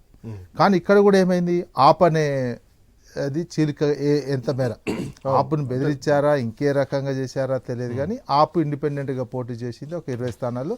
ఇటు ఢిల్లీ బార్డర్లో కానీ అటు పంజాబ్ బార్డర్లో కానీ ఆపు ఏమైనా ఓట్లు చీల్చినట్లయితే అది ఎట్లా బీజేపీకి బెనిఫిట్ ఏమైనా జరుగుతుందా? ఇది ఆ నేపథ్యంలోనే బెదిరించారు, ఆప్ని జైల్లో పెట్టి ఈ రకం బయటికి రావడానికి కూడా అదొక రీజన్ అట్లా అనే ఒక ప్రచారం కూడా జరిగినటువంటి అంశం. కాంగ్రెస్ పార్టీ కూడా ఏంది, ఇండియా కూటమి అని చెప్పినటువంటిది ఆప్ని దగ్గర తీసుకోలేకపోయింది. అంటే కాంగ్రెస్ పార్టీ యొక్క అహంకారం కూడా బయటపడుతుంది. ఏమాత్రం కొంచెం బలం ఉందని మాకు రాగానే మిత్రపక్షాలన్నీ దూరం చేసుకోవడము, వాళ్ళకి చిన్న చూపు చూడడం, ఇది అహంకారానికి ప్రతి కాంగ్రెస్ పార్టీ అలయన్స్ లో దేశవ్యాప్తంగా అలయన్స్ అని చెప్పుకుంటూ కనిపిస్తుంది. ఒక రాష్ట్రము అధికారంలో రాగానే ఎమ్మటే రాహుల్ గాంధీలో ఆ అహంకారము, ఆ గర్వము, గాంధీ ఫ్యామిలీకి ఉన్నటువంటి తెలంగాణ చూసుకున్న అంతే అదే కనిపిస్తుంది. విదిన్ కర్ణాటక చూసుకొని ఉన్నాయి 2 రాష్ట్రాలు, అది కనిపిస్తుంది. బాడీ లాంగ్వేజ్లో కూడా రాహుల్ గాంధీ బాడీ లాంగ్వేజ్లో కూడా అప్పుడే చేంజ్ కనిపిస్తుంది. ఈ రకంగా 1-2 రాష్ట్రాలకే ఉబ్బిపోయి ఆప్ను దూరం చేసుకోవడం, ఈ నేచర్ వల్ల మరింత నష్టపోయే అవకాశం ఉంటుంది తప్ప చూడాలి. ఫలితాలు వన్ సైడ్ వస్తాయా? ఎగ్జిట్ పోల్స్ అయితే అట్లా చూపిస్తున్నాయి. మరి వన్ సైడ్ ఎట్లా వచ్చినా 2 జాతీయ పార్టీలు అంటే ఇంటెన్షనల్లీ ప్రాంతీయ పార్టీగా ఉన్నటువంటి కొన్ని పార్టీలను చంపేస్తున్నాయి. అది భవిష్యత్తులో ప్రాంతీయ పార్టీలు ఏ రకంగా వ్యవహరిస్తుంది అనేది చూడాల్సినటువంటి ఉంది. కాశ్మీర్లో ఈసారి జమాతే కనుక రోల్ పోషించి ప్రభావం చూపించినట్లయితే బీజేపీకి ఛాన్స్ ఎక్కువగా ఉండే అవకాశం కూడా ఉన్నది. కానీ ఎక్కువైతే ఇప్పుడు కాంగ్రెస్ నేషనల్ కాన్ఫరెన్స్కి అవకాశాలు ఉన్నాయని కానీ పీడీపీ అనేది సీన్లో లేకుండా పోయింది ఈసారి. అంటే దేశవ్యాప్తంగా ఇప్పుడు ఉన్నటువంటి అధికార బీజేపీకి వ్యతిరేకత, మోడీ గాలి తగ్గింది. మోడీ పరిపాలన ఇస్తున్నటువంటిది అంశాన్ని ప్రజలు అబ్జర్వ్ చేస్తున్నారు. ఇన్నాళ్ళు మతం పేరుతో చేసినటువంటిది ఈ ప్రభావం, ఈ ఎలక్షన్ల ప్రభావం నెక్స్ట్ ఢిల్లీ మీద, మహారాష్ట్ర మీద ఎలా పడుతుంది, ఇది చూసి ఇట్లా ఉండే నేపథ్యంలో జమిలీ ఎలక్షన్లకు మరింత తొందరగా వెళ్తారా, ఇవన్నీ ఇక భవిష్యత్ రాజకీయ పరిణామాలు ఉంటాయి. అక్టోబర్ మనకి 8వ తారీఖు రిజల్ట్ వచ్చే వరకు ఇదంతా తెలిసే అవకాశం. ప్రొఫెసర్ శేషు గారు మనతో పాటు జాయిన్ అయ్యారు. Seshu sir, good evening. Seshu sir, survey సంస్థలు ఇచ్చేటువంటి ఎగ్జిట్ పోల్స్ని కొలమానంగా తీసుకోలేము, అట్లా అని చెప్పేసి కొట్టిపారేయలేము కూడా. ఎందుకంటే చాలా సందర్భాల్లో తలకిందులు చేసినటువంటి పరిస్థితుల్లో ఒకసారి గుర్తు చేసుకోవాలి. బట్ హర్యానా విషయానికి వస్తే ప్రభుత్వ వ్యతిరేక ఓటు చీల్తే భారతీయ జనతా పార్టీకి కలిసి వస్తుంది అన్నది భారతీయ జనతా పార్టీ వ్యక్తం చేస్తున్నటువంటి ధీమా ఒకటైతే కనుక, ఇప్పటి వరకు చూస్తే హర్యానాలో ఈసారి 55 నుంచి 63 స్థానాల్లో గెలిచి కాంగ్రెస్ పార్టీ అధికారం చేజిక్కించుకోబోతోంది అన్నది ఇప్పటి వరకు ఉన్నటువంటి ఒక తాజా అప్డేట్ ఎగ్జిట్ పోల్స్ సర్వే సంస్థల నుంచి వస్తున్నటువంటి సమాచారం. దీంట్లో మరి ముఖ్యంగా జననాయక్ జనతా పార్టీ గతంలో భారతీయ జనతా పార్టీతో మిత్రపక్షంలో ఉంది. మొన్న లోక్సభ ఎన్నికల్లో వీళ్ళిద్దరి మధ్య దోస్తానా చెడింది. సో ఈ చెడిపోవడంతో వీళ్ళు విడిపోవడం జరిగింది. సో ఇప్పుడు ఆ పార్టీ ఆజాద్ సమాజ్ పార్టీ తోటి, ఏఎస్పీ తోటి పోటీ చేస్తున్నాయి. సో ఈ ఇంపాక్ట్ ఎంతవరకు భారతీయ జనతా పార్టీకి మైనస్ అవుతుంది, కాంగ్రెస్ పార్టీకి ఎంతవరకు ప్లస్ అవుతుంది, వ్యతిరేక ఓటు చీలితే భారతీయ జనతా పార్టీకి ప్లస్ అయ్యేటువంటి అవకాశం ఉన్నాయా? అయితే వీటన్నిటి నేపథ్యంలో సరే ఇవన్నీ టెక్నికల్ అంశాలు అనుకుంటే కనుక ప్రభావితం చేసేటువంటి అంశాలు మాత్రం కొన్నే ఉంటాయి. రైతులు, సోల్జర్స్ ప్లస్ పైల్వాన్స్ అంటే రెజ్లర్స్. సో వీటిని బేస్ చేసుకొని ఎట్లా మాట్లాడవచ్చు శేషు సార్? అందరికీ నమస్కారం. Yes October 8 is good day for Congress party. ఖచ్చితంగా అక్టోబర్ 8 నాడు కాంగ్రెస్ పార్టీకి గుడ్ డే గానే చెప్పాలి. ఎందుకంటే ఆ రోజు ఎగ్జాక్ట్ రిజల్ట్స్ వస్తాయి. ఈ రోజు ఎగ్జిట్ పోల్ రిజల్ట్స్ వస్తుంటే ఆ రోజు ఎగ్జాక్ట్ రిజల్ట్స్ వస్తాయి. కాబట్టి ఎగ్జాక్ట్ రిజల్ట్స్ లో అటు హర్యానాలో కాంగ్రెస్ పార్టీకి పూర్తి స్థాయి విజయం వస్తుంది. జమ్మూ అండ్ కాశ్మీర్ లో ఆల్మోస్ట్ హంగ్ అసెంబ్లీ ఏర్పడేటటువంటి అవకాశాలు చాలా స్పష్టంగా కనపడుతున్నాయి. ఏ పార్టీకి కూడా బెంచ్ మార్క్ కావాల్సినటువంటి 46 అక్కడ 90 ఇక్కడ 90 ఎక్కడైనా 46 శాసనసభ స్థానాలు గెలిచినటువంటి పార్టీ అధికారాన్ని కైవసం చేసుకుంటుంది, అధికారాన్ని నిలబెట్టుకుంటుంది అనే విషయాన్ని గమనించాలి. బట్ జమ్మూ అండ్ కాశ్మీర్ లో ఆ పరిస్థితి ఏ పార్టీకి లేదు. జమ్మూలో భారతీయ జనతా పార్టీకి అడ్వాంటేజ్ ఉంది, కాశ్మీర్ లో నేషనల్ కాన్ఫరెన్స్ కి అడ్వాంటేజ్ ఉంది. బట్ పీడీపీ కాంగ్రెస్ రోల్స్ ఎట్లా ఉంటాయి, కొత్తగా వచ్చినటువంటి రషీద్ ఇంజనీర్ పార్టీ ఎన్ని సీట్లు గెలుచుకోబోతుంది అనేది, అక్కడ ఎవరు ప్రభుత్వాన్ని ఏర్పాటు చేయాలనేది ఈ ముగ్గురు నిర్ణయిస్తారు, Congress party, PDP and Rashid engineer. కానీ మేజర్ సీట్లు గెలుచుకునేటటువంటి పార్టీలు అయితే బీజేపీ ఉంటుంది, National Conference Farooq Abdullah party ఉంటుంది. అది జమ్మూ అండ్ కాశ్మీర్ కి అయితే. ఇక ఇంట్రెస్టింగ్ మ్యాటర్ ఒక హర్యానాకు సంబంధించింది. హర్యానా దేశ రాజకీయాలపైన, ముఖ్యంగా ప్రధాన పార్టీలపైన ప్రభావం చూపించేటటువంటి ఎన్నిక కాబట్టి హర్యానా రిజల్ట్ ఖచ్చితంగా రేపు మహారాష్ట్ర ఎన్నికలపైన, జార్ఖండ్ ఎన్నికలపైన, తర్వాత ఢిల్లీ ఎన్నికలపైన, బీహార్ ఎన్నికలపైన ప్రభావం ఖచ్చితంగా చూపెడుతుంది. కాబట్టి Haryana is one interesting point. ఇప్పుడున్న మనకు ఉన్నటువంటి అంచనాల ప్రకారం అయితే ఖచ్చితంగా కాంగ్రెస్ పార్టీ 50కి పైగా సీట్లు గెలుస్తుంది, భారతీయ జనతా పార్టీ 30కి తక్కువగా సీట్లు గెలుస్తుంది. దీంట్లో ఎట్లాంటి మార్పు ఉండదు. రేపు కౌంటింగ్ జరిగినా అదే రిజల్ట్ ఉంటుంది, ఎగ్జాక్ట్ పోల్లో వచ్చినటువంటి అదే రిజల్ట్ ఉంటుంది. రిజల్ట్ మారేటటువంటి అవకాశాలు అయితే లేవు. హర్యానాలో కాంగ్రెస్ పార్టీకి కంప్లీట్ మెజార్టీ, 2/3 మెజార్టీ ఖచ్చితంగా వచ్చేటటువంటి అవకాశాలు చాలా స్పష్టంగా కనపడుతున్నాయి. ఎందుకు హర్యానాలో కాంగ్రెస్ పార్టీకి ఈ స్థాయి విజయం? ఈ 10 సంవత్సరాల తర్వాత జాట్ లో జాట్ ముఖ్యమంత్రి కాబోతున్నారు. భూపీందర్ సింగ్ హుడా కాంగ్రెస్ పార్టీ నుంచి జాట్ ముఖ్యమంత్రి కాబోతున్నారు. గత 2014 ఎన్నికల్లో గానీ 2019 ఎన్నికల్లో గానీ గెలిచినటువంటి భారతీయ జనతా పార్టీ జాటేతరులను ముఖ్యమంత్రిగా చేసింది. మనోహర్ లాల్ ఖట్టర్ గాని, ప్రస్తుతం ఉన్నటువంటి ఓబీసీ ప్రాతినిధ్యం వహిస్తున్నటువంటి నాయబ్ సింగ్ సైని గాని ఇప్పుడు జాట్ ల్యాండ్ లో జాట్ ముఖ్యమంత్రి. జాట్స్ ఇది భూపీందర్ సింగ్ హుడాకి చివరి ఎన్నికలు కాబట్టి చాలా సీరియస్ గా తీసుకొని ఎన్నికల్లో చావో రేవో అంటాం కదా, లైఫ్ అండ్ డెత్ సమస్యతోటి పోరాడాడు. కాంగ్రెస్ పార్టీకి గట్టి బలమైనటువంటి నాయకుడు భూపీందర్ సింగ్ హుడా. భూపీందర్ సింగ్ హుడా నాయకత్వంలో హర్యానాలో కాంగ్రెస్ పార్టీ ఏర్పడుతుంది అనటంలో సందేహం అయితే లేదు. బట్ ఫ్యాక్టర్స్ ఏమి ప్రభావం చూపించాయంటే, ఫస్ట్ ఫ్యాక్టర్ కి వచ్చేసి యాంటీ ఇన్కంబెన్సీ. 10 సంవత్సరాలు వరుసగా 2005, 2009లో వరుసగా భూపేందర్ సింగ్ హుడానే గెలిచాడు, కాంగ్రెస్ పార్టీనే గెలిచింది. మళ్ళా 2 సార్లు బీజేపీని గెలిచింది. మళ్ళీ ఇప్పుడు 5th టైం అంటే మళ్ళా సిరీస్ మొదలవుతుంది. కాబట్టి ఇక్కడ యాంటీ ఇన్కంబెన్సీ ఒక ప్రధానమైన కారణంగా తీసుకోవాలి.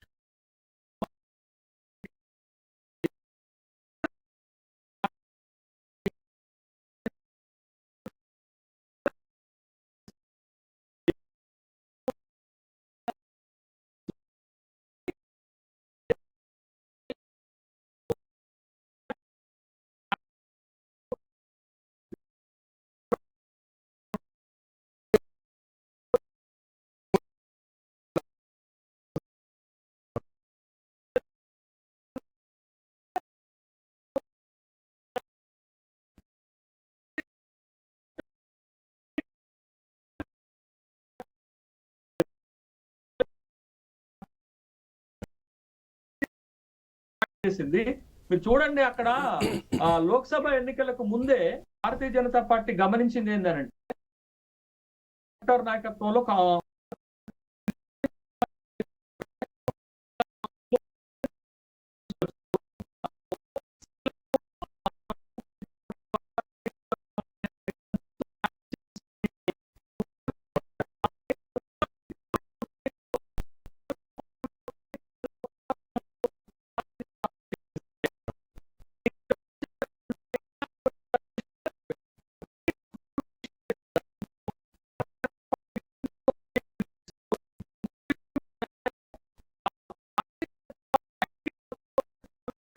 క్షేత్రం నుంచి గెలిచారు. కాంగ్రెస్ పార్టీ నుంచి అప్పటికప్పుడు వెళ్లిపోయినటువంటి నవీన్ జిందాల్ అక్కడ కురుక్షేత్ర లోక్సభ స్థానం నుంచి గెలవటం వల్లనే భారతీయ జనతా పార్టీ 5 గెలవగలిగింది. భారతీయ జనతా పార్టీ పోటీ చేసింది 10, కాంగ్రెస్ పోటీ చేసింది 9. ఆప్ ఒకటి వదిలిపెట్టింది. ఆ వదిలిపెట్టినటువంటి దగ్గర ఆప్ ఓడిపోయి భారతీయ జనతా పార్టీ గెలిచింది. అంటే అక్కడి నుంచే ఒక విధమైనటువంటి రిజల్ట్స్ మనకి కనపడ్డాయి. రెండోది మీకు లోక్సభ ఎన్నికల్లోనే కాంగ్రెస్ పార్టీ 46 శాసనసభ స్థానాల్లో మెజారిటీ చూపించగలిగింది. బట్ ఇప్పుడు ఆ సంఖ్యను ఇంకొక 10 పెంచారు, ఇంకొక 10 చోట్ల పెంచారు. రెండోది మీకు ఇంకొక 4-5 గంటల్లో ప్రచారం పూర్తవుతుంది అనంగా ఒక కీలకమైన పరిణామం జరిగింది హర్యానాలో. ఏంటి అని అంటే గతంలో కాంగ్రెస్ పార్టీ ప్రదేశ్ కాంగ్రెస్ పార్టీ అధ్యక్షుడిగా పనిచేసిన అశోక్ తన్వార్ భారతీయ జనతా పార్టీలోకి వెళ్లారు. మళ్ళా ఇప్పుడు ఒక 4-5 గంటల్లో ప్రచారం ముగుస్తుందనగా అశోక్ తన్వార్ వచ్చేసి కాంగ్రెస్ పార్టీలో చేరిపారు. యాక్చువల్ గా అశోక్ తన్వార్ రాహుల్ గాంధీకి ఒక గుడ్ ఫాలోవర్ అన్నట్టు. ఆ ఫాలోవర్ తోటి రాహుల్ గాంధీ పక్కన చేరిపాడు. పొద్దునేమో భారతీయ జనతా పార్టీకి ప్రచారం చేసి సాయంత్రానికి వచ్చేసరికి రాహుల్ గాంధీ పక్షంలో చేరిపోయినటువంటి క్రమంలో అశోక్ తన్వార్ కూడా ఎస్సీ కమ్యూనిటీలో మంచి పలుకుబడి, మంచి పాపులారిటీ ఉంది. దాంతో ఒక సంకేతం ఏం పోయిందనంటే హర్యానాలో భారతీయ జనతా పార్టీ ఓడిపోబోతుంది అనేటటువంటి ఒక సంకేతం పోవటంతో ఓటింగ్ టర్న్ కూడా లాస్ట్ మినిట్ లో ఒక 4 to 5% ఓటు కాంగ్రెస్ పార్టీకి అడ్వాంటేజ్ గా మళ్ళింది. అందుకే మీకు చూడండి ప్రతి అంశం కూడా కాంగ్రెస్ పార్టీకి కలిసి వచ్చింది హర్యానాలో. కాబట్టి ఎన్నికలు జరగటానికి ముందే రిజల్ట్స్ వచ్చినటువంటి ఎన్నికగా నేనైతే చూస్తున్నాను.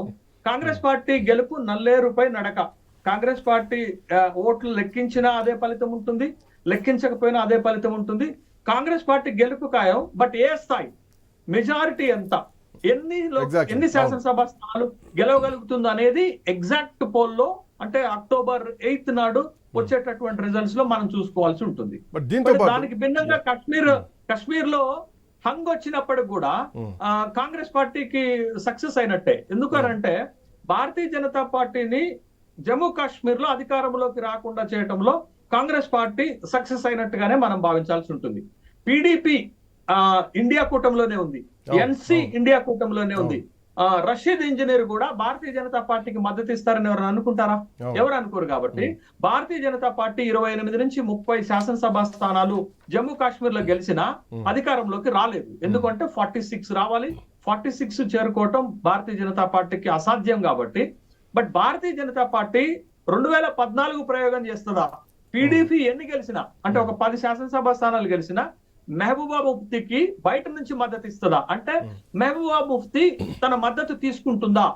ఈ పరిస్థితులలో ఇప్పుడున్న జమ్మూ అండ్ కాశ్మీర్ లో ఇప్పుడున్న పరిస్థితులు వేరుగా ఉన్నాయి. 2014 పరిస్థితులకి ఇప్పుడు వేరుగా ఉన్నాయి.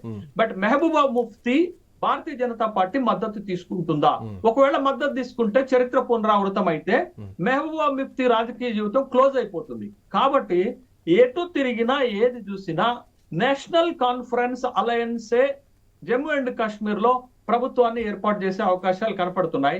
ఒకవేళ లేకపోతే ఆ అసెంబ్లీని సుప్త చేతన అవస్థలో ఉంచేటటువంటి అవకాశాలు ఉంటాయి. ఎందుకంటే సెంట్రల్ లో భారతీయ జనతా పార్టీ ఉంది కాబట్టి ఆ ఫెసిలిటీ దానికి ఉంటుంది కాబట్టి తను ప్రభుత్వాన్ని ఏర్పాటు చేయలేదు కాబట్టి బట్ అక్కడ శాసనసభని సుప్త చేతన అవస్థలో ఉంచడానికి అవకాశాలు కూడా ఉంటాయి. But 2 possibilities Jammu and Kashmir లో ఉంటాయి. బట్ ఏ పాసిబిలిటీ లేనిది హర్యానాలో కాంగ్రెస్ పార్టీకి గుడ్ డే. బట్ దీంట్లో రామారావు గారు చెప్పండి. రామారావు గారు, ఒకవేళ కాంగ్రెస్ పార్టీ అలయన్స్ తో జమ్మూ కాశ్మీర్ లో ప్రభుత్వాన్ని ఏర్పాటు చేసినా గానీ ఇందాక శేషు గారు అన్నట్టు కేంద్రంలో భారతీయ జనతా పార్టీ ఉంటుంది కాబట్టి అఫ్ కోర్స్ స్లీపింగ్ మోడ్ లోనే పెట్టే ఛాన్సెస్ ఎక్కువగా కనిపిస్తాయి. ఎందుకంటే కోర్స్ వాళ్ళు కేంద్రంలో ఉన్నారు కాబట్టి. అండ్ మోర్ ఓవర్ ఏంటంటే కాంగ్రెస్ పార్టీ కూడా అక్కడ చాలా సీరియస్గానే పనిచేస్తుందనే చెప్పాలి. బట్ ఇక్కడ భారతీయ జనతా పార్టీకి ఉన్నటువంటి ధీమా ఏంటంటే ఒక నానుడు ఉంటుంది, కాగల కార్యం గంధర్వులే తీరుస్తారు అన్నటువంటి ఆ పరిస్థితి కోసం ఎదురు చూడకుండా ఒక గ్రౌండ్ వర్క్ చేస్తూ చాలా పక్కా ప్రణాళికతో 4-5 సంవత్సరాలు పనిచేసి ఆర్టికల్ని రద్దు చేశారు. 370(35)A ఆర్టికల్ని తొలగించడం భారతీయ జనతా పార్టీ కేంద్రంలోకి వచ్చిన తర్వాతనే సాధ్యమైంది.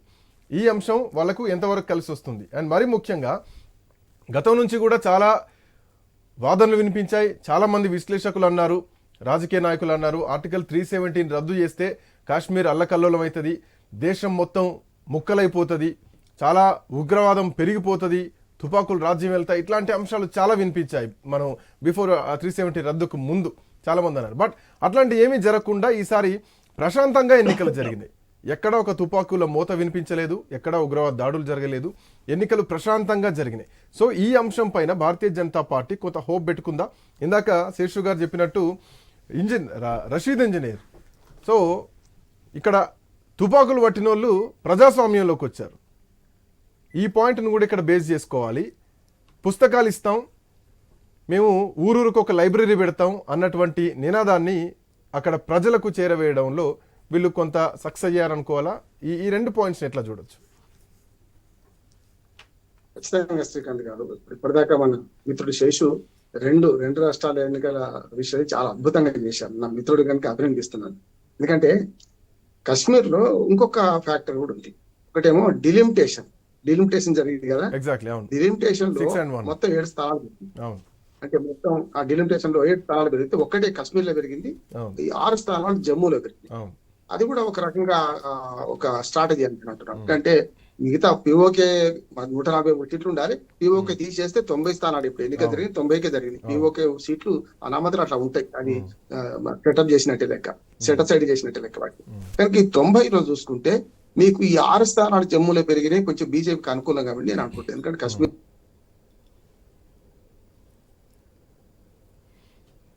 ఐ థింక్ నెట్వర్క్ ఇష్యూ ఉన్నట్టుంది. విజయ్ గారు ఎట్లా చూడొచ్చు? ప్లీజ్ కంటిన్యూ రామ్మోహన్ గారు, ప్లీజ్ కంటిన్యూ. అందుకనే ఈ 6 స్థానాలు జమ్మూ ఎట్లా పోతాయి అని ఒకటి చూడండి. రెండోది ఏంటంటే 370 ఆర్టికల్ మీరు వస్తే రద్దు చేస్తారా అనే ఒక బీజేపీ, ఎందుకంటే శేషు గారికి ఏకీపిస్తూనే ఇన్ని కొత్త పాయింట్ చెప్తున్నాను, సేమ్ అవే రిపీట్ కాకుండా. ఇక్కడ ఏమైందంటే ఈ మీరు వస్తే ఈ 370 ఆర్టికల్ పునరుద్ధరిస్తారా అని బీజేపీ ప్రశ్నకు ఈ కాంగ్రెస్ గాని మిత్రపక్షాల దగ్గర ఎక్కడ సమాధానం లేదు. అంటే పునరుద్ధరిస్తామని ఎక్కడ చెప్పలేదు. ఎందుకు లేదంటే నోట్ల రద్దు వల్ల కొంత మంచి ఫలితం కూడా వచ్చింది. నోట్ల రద్దు వల్ల మన ఇప్పుడు రాళ్ళు విసిరే వాళ్ళు తగ్గిందని, అది వేరే. కాశ్మీర్ పరిస్థితి చాలా కారణాలు ఉంటాయి. కరోనా సాగుకి ఎన్ని కారణాలు, కాశ్మీర్ లో రాజకీయాలకు అన్ని కారణాలు, కానీ ఆ రాళ్ళు విసిరే వాడి సంఖ్య తక్కువైంది అనేది వాస్తవం. ఈ 370 ఆర్టికల్ రద్దు వల్ల ఒకటేమో కోర్టు నుంచి ఒక ఆమోద ముద్ర లభించింది, సుప్రీంకోర్టు దేశ అత్యున్నత న్యాయస్థానం నుంచి ఒక ఆమోద ముద్ర లభించింది. అంటే ఇప్పుడు దేశంలో పూర్తి స్థాయిలో కలిసిందని. మనం ఎప్పుడు కూడా, నేను న్యాయవాదిగా చెప్తా, ప్రతిసారి కూడా ఏ చట్టం వచ్చినా ఎక్సెప్ట్ జమ్మూ కాశ్మీర్ అంటే నాకు కూడా బాధనే ఉంటుంది నిజంగా చెప్పాలంటే. అంటే సరే అక్కడ పరిస్థితి తెలంగాణకు కాశ్మీర్ చాలా దగ్గర పోలికలు, ఆ ఉద్యమాలలో పనిచేసిన వాళ్ళం కనుక అక్కడ మాత్రం కాశ్మీర్ కు వర్తించదు అనే దగ్గర నుంచి వాళ్ళ దేశంలో కలిసింది అని ఒకటి వచ్చింది. సరే 2 కేంద్ర పాలిత ప్రాంతాలైన, కానీ బీజేపీ ఒక కొత్త హామీ ఏమిచ్చింది అంటే అవసరమైతే పార్లమెంట్ సాక్షిగా అట్లాగే మనకు సుప్రీంకోర్టు కూడా అఫిడవిట్ చేసింది. ఏమనంటే మేము వచ్చే ప్రభుత్వం వచ్చిన తర్వాత, అసెంబ్లీ ఏర్పడిన తర్వాత, కొత్త అసెంబ్లీ ఏర్పడిన తర్వాత మనకు రాష్ట్ర హోదా ఇస్తాము అనే మాట కూడా బీజేపీ అన్నది. ఇది కూడా ఒక ప్లస్ పాయింట్ బీజేపీ అంటున్నాడు. సరే కాంగ్రెస్ ప్లస్ మైనస్ చెప్తాను. రెండోది ఏమైందంటే ఇప్పుడు ఈ బీజేపీ ప్రచారంలో ఈ 3 పాయింట్లు, ఒకటేమో దేశంలో కలిపాం 370 ఆర్టికల్ రద్దు చేసి, నోట్ల రద్దు వల్ల కొంచెం మేలే జరిగింది, తీవ్రవాదాన్ని అణచగలిగినాం, G20 దేశాల సమావేశం కూడా అక్కడ జరిపింది, ప్రతిష్టాత్మకమైంది అంటున్నాడు. ఇప్పటిదాకా G20 కాదు అసలు, మా ప్రధానమంత్రి అక్కడికి పోవడానికి జంకే పరిస్థితి ఉంది. అటువంటిది వాళ్ళ G20 సమావేశం జరపడం శ్రీనగర్ లో చాలా పెద్ద ఇష్యూ అంటున్నాడు. అంటే ఇవన్నీ చూస్తే దేశవ్యాప్తంగా మనం చూస్తున్న దృక్పథం వేరే ఉంటది, జమ్మూ కాశ్మీర్ దృక్పథం వేరే ఉంటుంది. కానీ జమ్మూ కాశ్మీర్ ప్రజల నాడిని తెలుసుకున్న వాడికి నేనేమంటున్నానంటే, చాలాసార్లు పర్యాటకులకు పోయినా వాళ్ళతో ఇంటర్వ్యూ చేసిన దాన్ని చూస్తే మనకేమైందంటే, వాళ్ళు పర్యాటకం బాగుంటేనే మా బతుకు తెరువు ఉన్నది అనే భావన సామాన్య ప్రజల్లో ఉంది. తీవ్రవాదులు సమర్థిస్తలేదు వాళ్ళందరూ కూడా. తీవ్రవాదాన్ని సమర్థన ఎందుకు లేదంటే బయట నుంచి వచ్చే వాళ్ళకు ఉన్నది, పిఓకి నుంచి కానీ ఇతరత్ర. కానీ సామాన్య ప్రజలకి ఏంటంటే బయట దేశంలో కలిస్తేనే, దేశం నుంచి వచ్చే పర్యాటకులతోనే మా బతుకు తెరువు అనే భావన ప్రజల్లో ఉంది. ఇది బీజేపీ ప్లస్ పాయింట్ అంటున్నాం.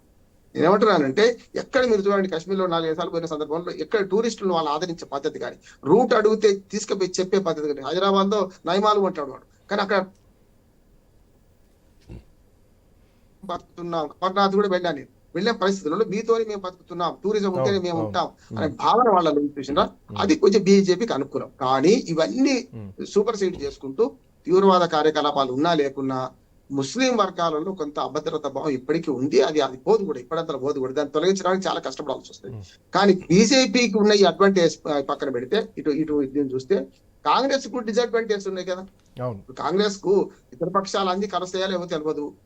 హంగ అసెంబ్లీ వస్తే స్పష్టంగా సుప్త చేతనావస్థలో శేషగట్టను పూర్తిగా ఎగువేస్తున్నాడు. కేంద్ర ప్రభుత్వం చేతిలో ఉంది కనుక పెట్టొచ్చు. 2014 తర్వాత 10 ఏళ్ల తర్వాత ఇప్పుడు ఎన్నికలు జరుగుతున్నాయి. 2019 లేవు, ఎలక్షన్ జరగలేదు. 2014 తర్వాత ఇప్పుడు జరిగినాయి కనుక అది కేంద్ర ప్రభుత్వం చేతిలో ఉన్న సమస్య కనుక హంగే వస్తే, అవసరమైతే సింగిల్ మెజారిటీ పార్టీ కనుక బీజేపీ ఏర్పడితే వాళ్ళు మొదలు ప్రభుత్వం ఏర్పాటు చేస్తారు. ప్రభుత్వం ఏర్పాటు చేసిన తర్వాత కప్పలదప్పటి రాజకీయాలు ఎప్పుడేం చేయొచ్చు. ఎందుకంటే 4-3 ఉన్న పార్టీలు ఎవరు ఉంటే వాళ్ళు కలుపుకోవచ్చు.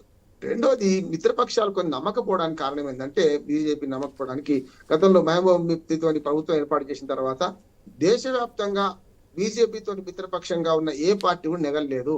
ప్రాంతీయ పార్టీలు హరణ చేస్తున్నాయి. బీజేపీతోని వరుసగా 5 సార్లు ముఖ్యమంత్రి అయిన నవీన్ పట్నాయక్ లాంటి వారే ఇవాళ దుర్మార్గంగా ఓడిపోయింది కదా, చూసాం కదా మనం. అందుకనే బీజేపీ మర్రి చెట్టు కింద ఏ చెట్టు ఎదగదు అనడానికి ఒక మంచి కారణం వాళ్ళకి కనపడుతుంది. కనుక బీజేపీని ఎదగనియని పరిస్థితి ఒకటి ఉంటదేమో జమ్మూ కాశ్మీర్ లో. అట్లా హర్యానా గురించి నేను మధ్యన ఆపాను సార్ శ్రీకాంత్ గారు. హర్యానా కూడా 2 మాటలు చెప్తాను.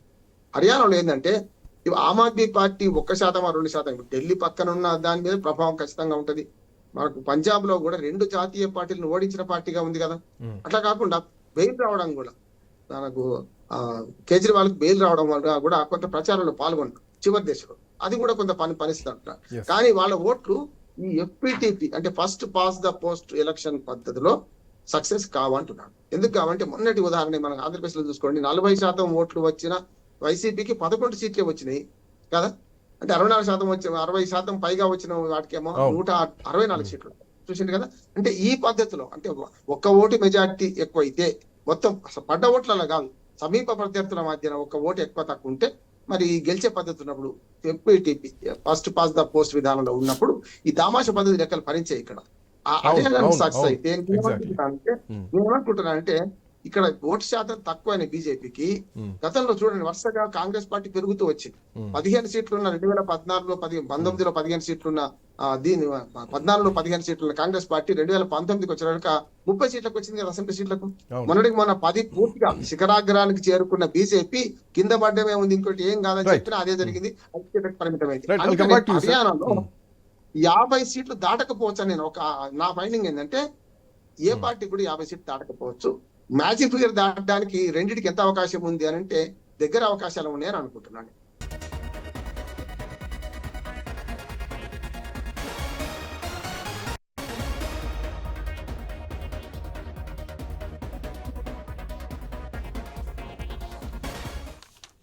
అక్కడ ఓడగొట్టిన మాటలు కూడా కాంగ్రెస్ దుర్మార్గం మాట్లాడింది, తప్పు కదా. మోడీ అక్కడ. Right, welcome back. మొత్తానికి జమ్మూ కాశ్మీర్లోని 90 అసెంబ్లీ నియోజకవర్గాల్లో కూడా ఎన్నికలు జరిగాయి. 3 దశల్లో ఎన్నికలు జరిగాయి. జమ్మూ కాశ్మీర్లో ఎన్నికల పైన దేశం మొత్తం కూడా ఒక నజరేసింది. ఉగ్రవాదానికి కంచుకోటగా ఉన్నటువంటి నియోజకవర్గాల్లోకి ప్రధానమంత్రి నరేంద్ర మోడీ పోయి అక్కడ ఎన్నికల ప్రచారంలో పాల్గొన్నారు. బహిరంగ సభ పెట్టడం జరిగింది. ఆర్టికల్ 370 రద్దు చేసిన తర్వాత మొట్టమొదటిసారి జమ్మూ అండ్ కాశ్మీర్లో ఎన్నికలు జరుగుతున్నాయి. దీంట్లో భాగంగా డీలిమిటేషన్ కూడా జరిగింది. అక్కడ జమ్మూలో ఎక్కువ సీట్లు పెరిగాయి, అంటే జమ్మూలో 6 సీట్లు పెరిగాయి, కాశ్మీర్లో 1 స్థానం పెరిగింది. సో ఈ అంశాలన్నీ కూడా కాశ్మీర్ ఓటర్లలో ఎట్లాంటి ప్రభావం చూపబోతోంది. అంతపాటు నాగేశ్వరరావు గారు కూడా ఉన్నారు స్మార్ట్ మూల్ నుంచి. నాగేశ్వరరావు గారు, నాగేశ్వరరావు గారు, ఆఫ్టర్ ద ఆర్టికల్ 370 రద్దు తర్వాత మొదటిసారి ఎన్నికలు జరుగుతున్నాయి. ఒక విధంగా చెప్పాలంటే గర్వించదగ్గ ఎన్నికలని చెప్పాలి భారతదేశం మొత్తంలో కూడా. ఎందుకంటే ఎక్కడా ఎట్లాంటి అవాంఛనీయ ఘటనలు జరగకుండా 3 దశల్లో చాలా ప్రశాంతంగా జమ్మూ కాశ్మీర్ ఎన్నికలు జరిగాయి. సో గతంలో ఎన్నికలు జరిగినప్పుడు ఉగ్రవాద దాడులు ఉంటాయి, ఉగ్రవాద దాడులు జరుగుతాయి ఉన్నటువంటి భయంలో ప్రజలు కూడా బయటకు వచ్చి ఓటేయడానికి ఇబ్బందులు పడ్డ పరిస్థితి నుంచి ఈసారి ధైర్యంగా వచ్చి ఒక మ్యాసివ్ చేంజ్, ప్రజలంతా కూడా ఎన్నికల్లో పాల్గొన్నారు, ఓటు వేసి వెళ్ళారు. సో ఎట్లాంటి చేంజెస్ని ఇక్కడ ఎక్స్పెక్ట్ చేయొచ్చు మనం? యాక్చువల్గా మనం జమ్మూ కాశ్మీర్ చేయలేదు సార్. మనం ఆఫ్ కోర్స్, అంటే మీకున్నటువంటి అంచనా అక్కడ మట్టికి బీజేపీకి అంత రాదు సార్. అక్కడ ఈసారి హంగ్ వచ్చే అవకాశం ఉందనుకుంటున్నాను సార్ నేను. మాకున్న సమాచారం ప్రకారం హంగ్ రావచ్చు. విజయ్ గారు హంగ్ వస్తుందని ఇందాక శేషు గారు కూడా హంగ్ వైపే, ఆయన అనాలిసిస్ కూడా హంగ్ వైపే ఉంది.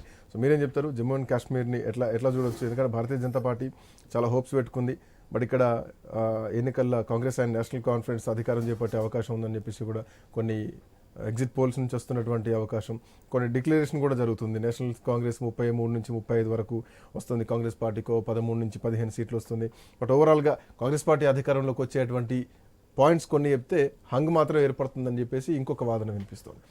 ఇది 370 ఆర్టికల్ రద్దు తర్వాత బీజేపీ మేము అక్కడ ఒక విప్లవం క్రియేట్ చేసినాము, మేము ఒక పెద్ద మార్పు తీసుకొచ్చినాము అనే ఒక కాన్ఫిడెన్స్ బీజేపీ పార్టీకి ఉంది. ఆ కాన్ఫిడెన్స్ ప్లస్ నియోజకవర్గాల పునర్విభజన చేసి ఒక 6 సీట్లు, ఎక్కువ హిందువులు, జమ్మూ అంటే ఎక్కువ హిందువులు ఉన్నటువంటి, వాళ్ళకి ఎక్కువ బలం ఉన్నటువంటి అంశాన్ని ఉన్నారు, వీళ్ళంతా నాకే గంప గుత్తగా ఓట్లు వేస్తారనే ఒక నమ్మకంతో భారతదేశ ప్రజలందరికీ చూపిస్తున్నటువంటి అంశము. ఈ కాశ్మీర్ అనేది మొత్తం భారతదేశం, అసలు అదొక దేశంలో చిన్న పార్ట్ అయినప్పటికీ కాశ్మీరే దేశంలో కీలకమైనటువంటి అంశంగా ప్రతి స్టేట్ వాళ్ళు చర్చించుకునే విధంగా దానికి ఫెసిలిటీ కల్పించారు ఈ 60 ఏళ్ళ 70 ఏళ్ళ స్వతంత్ర భారతంలో. రియాలిటీ ఏంది? 370 ఆర్టికల్ రద్దు చేయడం కూడా కాశ్మీర్కు సంబంధించిందంటే మొత్తం ఒక పెట్టుబడిదారి విధానం ఉంది ఇందులో. అదానికి సంబంధించినటువంటి వ్యక్తి చక్రం తిప్పడం, అదానికి అక్కడ ఏంది కాశ్మీర్లో, ఇప్పుడు జమ్మూ కాశ్మీర్లో బ్యాటరీలు తయారు కావాల్సినటువంటి ఖనిజం లిథియంకి సంబంధించినటువంటి ప్రపంచంలోనే అత్యంత అరుదుగా దొరికే ఒక ఖనిజము అక్కడ ఉన్నది. దాన్ని తవ్వి మొత్తం ప్రపంచానికి ఎగుమతి చేయాలనేటువంటి దాని నేపథ్యంలో అక్కడ కనుక మనం పట్టు సాధించితే, అక్కడ పట్టుంటే ప్రపంచాన్ని ఇంకెక్కువ ఉన్న ఖనిజాలన్నీ తీసుకోవచ్చు కాశ్మీర్లో ఉన్నటువంటి దాన్ని అని చెప్పి 370 ఆర్టికల్ని రద్దు చేయడం జరిగింది. ఇప్పుడు మళ్ళీ అదానితో లింక్ కూడా ఇందులో ఏంది, రేపు ఎట్లా ఏర్పడుతుంది, హంగ్ వచ్చినా ఏదొచ్చినా అక్కడ అదానికి వీళ్ళకు ఇంట్రెస్ట్ ఉన్నటువంటి పెట్టుబడిదారులకు ఎవరు అనుకూలంగా ఉంటే వాళ్ళే గవర్నమెంట్ ఏర్పాటు చేస్తారు తప్ప, లేకపోతే మళ్ళీ సెంట్రల్ వాళ్ళ పవర్ ఉపయోగించి ఇందాక అన్నట్టు సుప్త చేతన అవస్థలో పెట్టచ్చు, లేదా ఇంకో తిరగబెట్టచ్చు. అందుకే ఇక్కడ కాంగ్రెస్ పార్టీ ఇంకొకటి కూడా లాబింగ్ మొదలుపెట్టింది ముందే. ఇక్కడ మన తెలంగాణలో అదానీతోటి లింక్ ఏర్పాటు చేసుకుంటున్నారు. అదానికి సంబంధించినటువంటి నిన్న వచ్చి హైదరాబాద్కి వచ్చి అదాని వచ్చి ఒక మంత్రిని కలిసిపోతే కూడా వార్త లేనటువంటి అంశం. అసలు హైదరాబాద్కు పొంగులేటి శ్రీనివాసరెడ్డి అదాని మొన్న ఐటీసీ కోహినూరులో కలిశారు, కానీ ఎవరికి తెలియనటువంటి అంశము. దానికి సంబంధించినటువంటి ఇక్కడ లింక్ ఏర్పాటు చేసుకుంటున్నారు. రేపు కాశ్మీర్ కావచ్చు, భారతదేశం అంతా కావచ్చు, అదానిని రోజు రాహుల్ గాంధీ తిడుతున్నటువంటి సందర్భంలో భవిష్యత్తు ఎట్లా ఉంటుంది అని అదానితో రాజీకి ప్రయత్నం చేస్తున్నట్టయితే కనిపిస్తుంది. వివిధ చోట్ల ఇక్కడ పెట్టుబడులు, ముఖ్యంగా తెలంగాణలో పెట్టుబడులు ఇన్వైట్ చేస్తున్నారు. ఇక్కడ రేపు కాశ్మీర్లో కూడా మధ్యవర్తిత్వం వహించే అవకాశం ఉంటుంది. హంగ్ వచ్చిందనుకో, అదాని అవసరం, అదాని మెయింటైన్ చేయగలరు. అక్కడ ఏంది ఇప్పుడు ఆ ఖనిజాలు మాకు ఇచ్చినట్టయితే మీ గవర్నమెంట్కి ఎలాంటి ఇబ్బంది లేకుండా నేను సపోర్ట్ చేస్తాను, మీ గవర్నమెంట్ 1-2 సీట్లు తక్కువైనా హంగ్ వచ్చేటువంటి. లేదా బీజేపీ సెంట్రల్లో ఏం చేస్తుంది, వాళ్ళ పవర్ ఉపయోగించి మళ్ళీ అసెంబ్లీని సుప్త చేతన అవసరం పెట్టి కేంద్రం పరిధిలోనే ఉండే విధంగా చేసుకుంటారు. నిరంతరం కేంద్రపాలిత ప్రాంతంగానే ఉండే విధంగా రాష్ట్ర హోదా వచ్చేంత చాలా కష్టమైన, ఏదైనా బీజేపీకి నష్టం బీజేపీకి నష్టం లేదు. ఒకవేళ అదానితో రాజీ పడితే కాంగ్రెస్ ఉంటుంది, లేదా మేము రాజీ పడకపోతే బీజేపీ సెంట్రల్ నుంచి రూల్ చేసే అవకాశం. అందుకే ఈ మధ్యకాలంలో రాహుల్ గాంధీ అది క్రోనీ క్యాపిటలిజం అని వాళ్ళు చెప్పినటువంటిది క్రమక్రమంగా తగ్గుతున్నారు. అదానిని క్రోనీ క్యాపిటలిస్ట్ చెప్పి నిరంతరం విమర్శలు చేస్తున్నటువంటి రాహుల్ గాంధీ తెలంగాణకు వచ్చేసరికి అదానితో రాజీ పడేటువంటి సిచ్యువేషన్. ఇదే రేపు దేశవ్యాప్తంగా ఫార్ములా ఉపయోగించే అవకాశం కనిపిస్తుంది. ఇట్లాంటి వాళ్ళు మనకు అవసరం ఉన్నారు. అధికారం ఉన్నటువంటి నేపథ్యంలో రేపు భవిష్యత్తులో అదానితో అవసరాలు ఉంటాయి, వీళ్ళ అవసరాలు ఉంటాయి. ఇవన్నీ నిరంతరం ఒక పెట్టుబడిదారుడిని ఎందుకు కార్నర్ చేసి Nothing but విమర్శ చేయడం ఇచ్చిపుచ్చుకునే అనే వ్యవహారమే. అనే అంశాన్ని క్రమంగా కన్విన్స్ అవుతున్నారా అనే అంశం ఉంటుంది. అందుకే లేకపోతే రోజు తిట్టున్నటువంటి అదాని హైదరాబాద్కి వచ్చి ఇక్కడ ఉన్నటువంటి మంత్రులను కలిసిపోయి సీక్రెట్గా చేసుకోవాల్సినటువంటి అవసరం అయితే లేదు. మీలాంటి వాళ్ళు అయితేనే కరెక్ట్ చెప్పగలరు దీనికి అందుకే ఈ లింకులన్నీ ఉంటాయి. రేపు హంగ ఏర్పడ్డా ఎట్లా ఏర్పడినా కాంగ్రెస్ హంగ ఏర్పడినా కాంగ్రెస్ ఎన్సీపీ ఏర్పడాలంటే అదాని సపోర్ట్ కంపల్సరీ అవసరం వస్తుంది. అదానికి మీరు అక్కడ ఎంట్రీ ఇవ్వకపోతే ఆడ కాంగ్రెస్ ఎన్సీపీ ఏర్పాటు చేయదు. సెంట్రలే మళ్ళీ కేంద్రపాలిత ప్రాంతంగా ఉండి కేంద్రం నుంచే పరిపాలన మొదలవుతుంది. ఇటువంటివి అయితే జరుగుతాయి. రేపు Jammu Kashmir assembly one side sweeping వస్తేనేమో చెప్పలేం, కానీ ఏమాత్రం హంగ్ వస్తే ఇవన్నీ వస్తాయి. స్వీప్లో వచ్చినా డెఫినెట్గా ఇది ఇంపాక్ట్ చూపిస్తుంది. ఎందుకు అక్కడ ప్రపంచంలోనే అరుదైనటువంటి బ్యాటరీ చిప్స్ తయారు చేసేటువంటి అవసరమైనటువంటి ఖనిజాలు అక్కడ ఉందని మన నేషనల్ సర్వే వాళ్ళు కనిపెట్టారు. దానికి సంబంధించిన తవ్వకాలు చేయాలంటే అందుకే దాన్ని అంత ఇమ్మీడియట్గా 317 రద్దు చేసి ఈ పరిస్థితి తీసుకొచ్చి మేము ఒక మార్పు తీసుకొస్తున్నామని తీసుకొచ్చి ఈ లేకపోతే ఈ గొడవ లేకపోతే ఇంకా ముందే అయిపోతుండే ఆ పని అంతా. శేషు సార్, విజయ్ గారు చాలా నిగూఢాలు మాట్లాడారు. ఈ నిగూఢాలని బేరీజు వేస్తూ 2014కు 2024కు మధ్యలో చాలా పరిణామాలు మనం చూసినాం. అప్పుడు పీడీపీ, భారతీయ జనతా పార్టీ కూడా సంకీర్ణ ప్రభుత్వాన్ని ఏర్పాటు చేసినాయి. ఆ తర్వాత 18లో ఆ కూటమి ప్రభుత్వం విచ్ఛిన్నమైంది. సో ఆ తర్వాత డీలిమిటేషన్ జరిగింది, నియోజకవర్గాలను కూడా పునర్విభజించడం జరిగింది. సో దీని ప్రకారం ఇప్పుడు అసెంబ్లీ స్థానాల సంఖ్య కూడా పెరిగిందని చెప్పడంలో ఎట్లాంటి సందేహం లేదు. 7 స్థానాలు పెరిగింది. దీంట్లో ఇప్పుడు ఏ పాయింట్స్ మేజర్గా కీ రోల్ పోషిస్తున్నాయి అనుకోవాలి? ఇందాక విజయ్ గారు ఇంకొన్ని నిగూఢాలు మాట్లాడారు. సో దాన్ని బేస్ చేసుకొని మీరు మొదలు పెట్టడం కూడా, ఒకవేళ కాంగ్రెస్ పార్టీ అలయన్స్లో గెలుస్తుందా లేదంటే స్వింగ్లో గెలుస్తుందా, సుప్త చేతనావస్థలోకి వెళ్తుంది.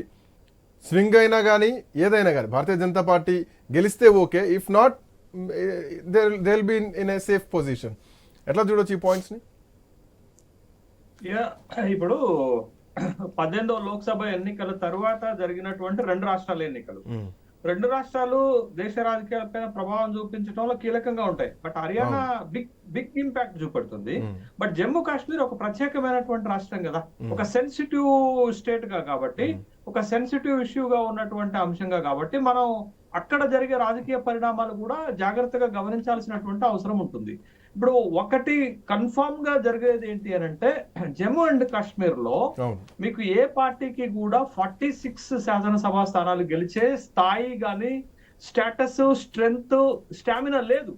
లేనప్పుడు ఖచ్చితంగా మనకి అవగాహనలోకి వచ్చే అంశం ఏంటది, మనకు అర్థమవుతున్నది ఏంటది, అక్కడ హంగ్ అసెంబ్లీ ఏర్పడుతుంది. బట్ హంగ్ అసెంబ్లీ ఏర్పడినప్పుడు 2 కూటములు, మీకు అటు భారతీయ జనతా పార్టీ, ఇటు కాంగ్రెస్ పార్టీ, అంటే మీకు విచిత్రం ఏంటి అంటే నేషనల్ కాన్ఫరెన్స్ ఇండియా కూటమిలోనే ఉంది. తర్వాత మెహబూబా ముఫ్తీ పార్టీ కూడా, పీడీపీ ప్రోగ్రెసివ్ డెమోక్రటిక్ పార్టీ కూడా ఇండియా కూటమిలోనే ఉంది. బట్ కలిసి పోటీ చేయలేదు. ఈ నేషనల్ కాన్ఫరెన్స్, కాంగ్రెస్ కలిసి పోటీ చేసినప్పటికి కూడా పీడీపీ సపరేట్ గా ఒంటరిగానే పోటీ చేసింది. ఇదో విచిత్రమైన పరిస్థితి. ఇక్కడ అన్ని అవకాశాలను 2 పార్టీలు అంచనా వేసుకుంటాయి. బట్ ఏది అనేది ఎన్నికల్లో కరెక్ట్ రిజల్ట్ వచ్చినాక తెలుస్తుంది. నేను ఒక విషయం చెప్తాను. కాంగ్రెస్ పార్టీకి ఒక మంచి మార్జిన్ నెంబర్ ఏంటంటే, 10 అసెంబ్లీ స్థానాలు గనక కాంగ్రెస్ గెలిస్తే Congress will play a key role in the government formation. ఖచ్చితంగా గవర్నమెంట్ ఫార్మేషన్ లో కాంగ్రెస్ కీ రోల్ పోషిస్తుంది. కానీ ఇప్పుడు వస్తున్నటువంటి ఎగ్జిట్ పోల్స్ ఏంటి, కాంగ్రెస్ పార్టీ కేవలం 3 నుంచి 7 స్థానాలు మాత్రమే గెలుస్తుంది అనేటటువంటి ఒక అభిప్రాయం వ్యక్తం అవుతుంది. 3 నుంచి 7 అంటే అది పెద్ద ప్రభావితం కాదు. ఒక రీజనబుల్ మార్జిన్ ఏంటంటే, కాంగ్రెస్ 10 స్థానాలు గెలవగలిగితే అది ఖచ్చితంగా ఎన్సీ కూటమి తోటి ప్రభుత్వం ఏర్పాటు చేయడంలో మంచి నంబర్ అవుతుంది. ఏర్పాటు చేయించడానికి అది దోహదపడుతుంది. బట్ ఆ పరిస్థితి ఉందా అనేది రిజల్ట్ చెప్తుంది. ఇది ఒక పాయింట్. రెండోది, మనం ఎక్కడ మాట్లాడుతున్నామంటే, జమ్మూ అండ్ కాశ్మీర్ వేరు చేసి చూస్తున్నాం. జమ్మూలో 43 శాసనసభ స్థానాలు ఉంటే లోయలో 47 ఉంటాయి. బట్ భారతీయ జనతా పార్టీ లోయలో 1-2 సీట్లు గెలుచుకునే అవకాశం కూడా లేదు. అంటే almost that will be at 0. కానీ జమ్మూకి వచ్చేసరకు 43 శాసనసభ స్థానాలు ఉంటే స్వీప్ చేయాలి, అంటే గవర్నమెంట్ ఫామ్ చేయాలంటే భారతీయ జనతా పార్టీ జమ్మూలో 43కు 43 గెలవగలగాల. కానీ ఆ పరిస్థితి అక్కడ లేదు.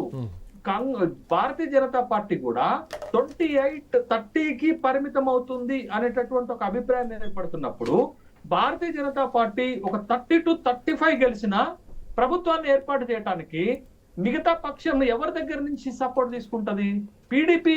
బీజేపీకి సపోర్ట్ చేయదు, బీజేపీ పీడీపీకి సపోర్ట్ చేయాలి.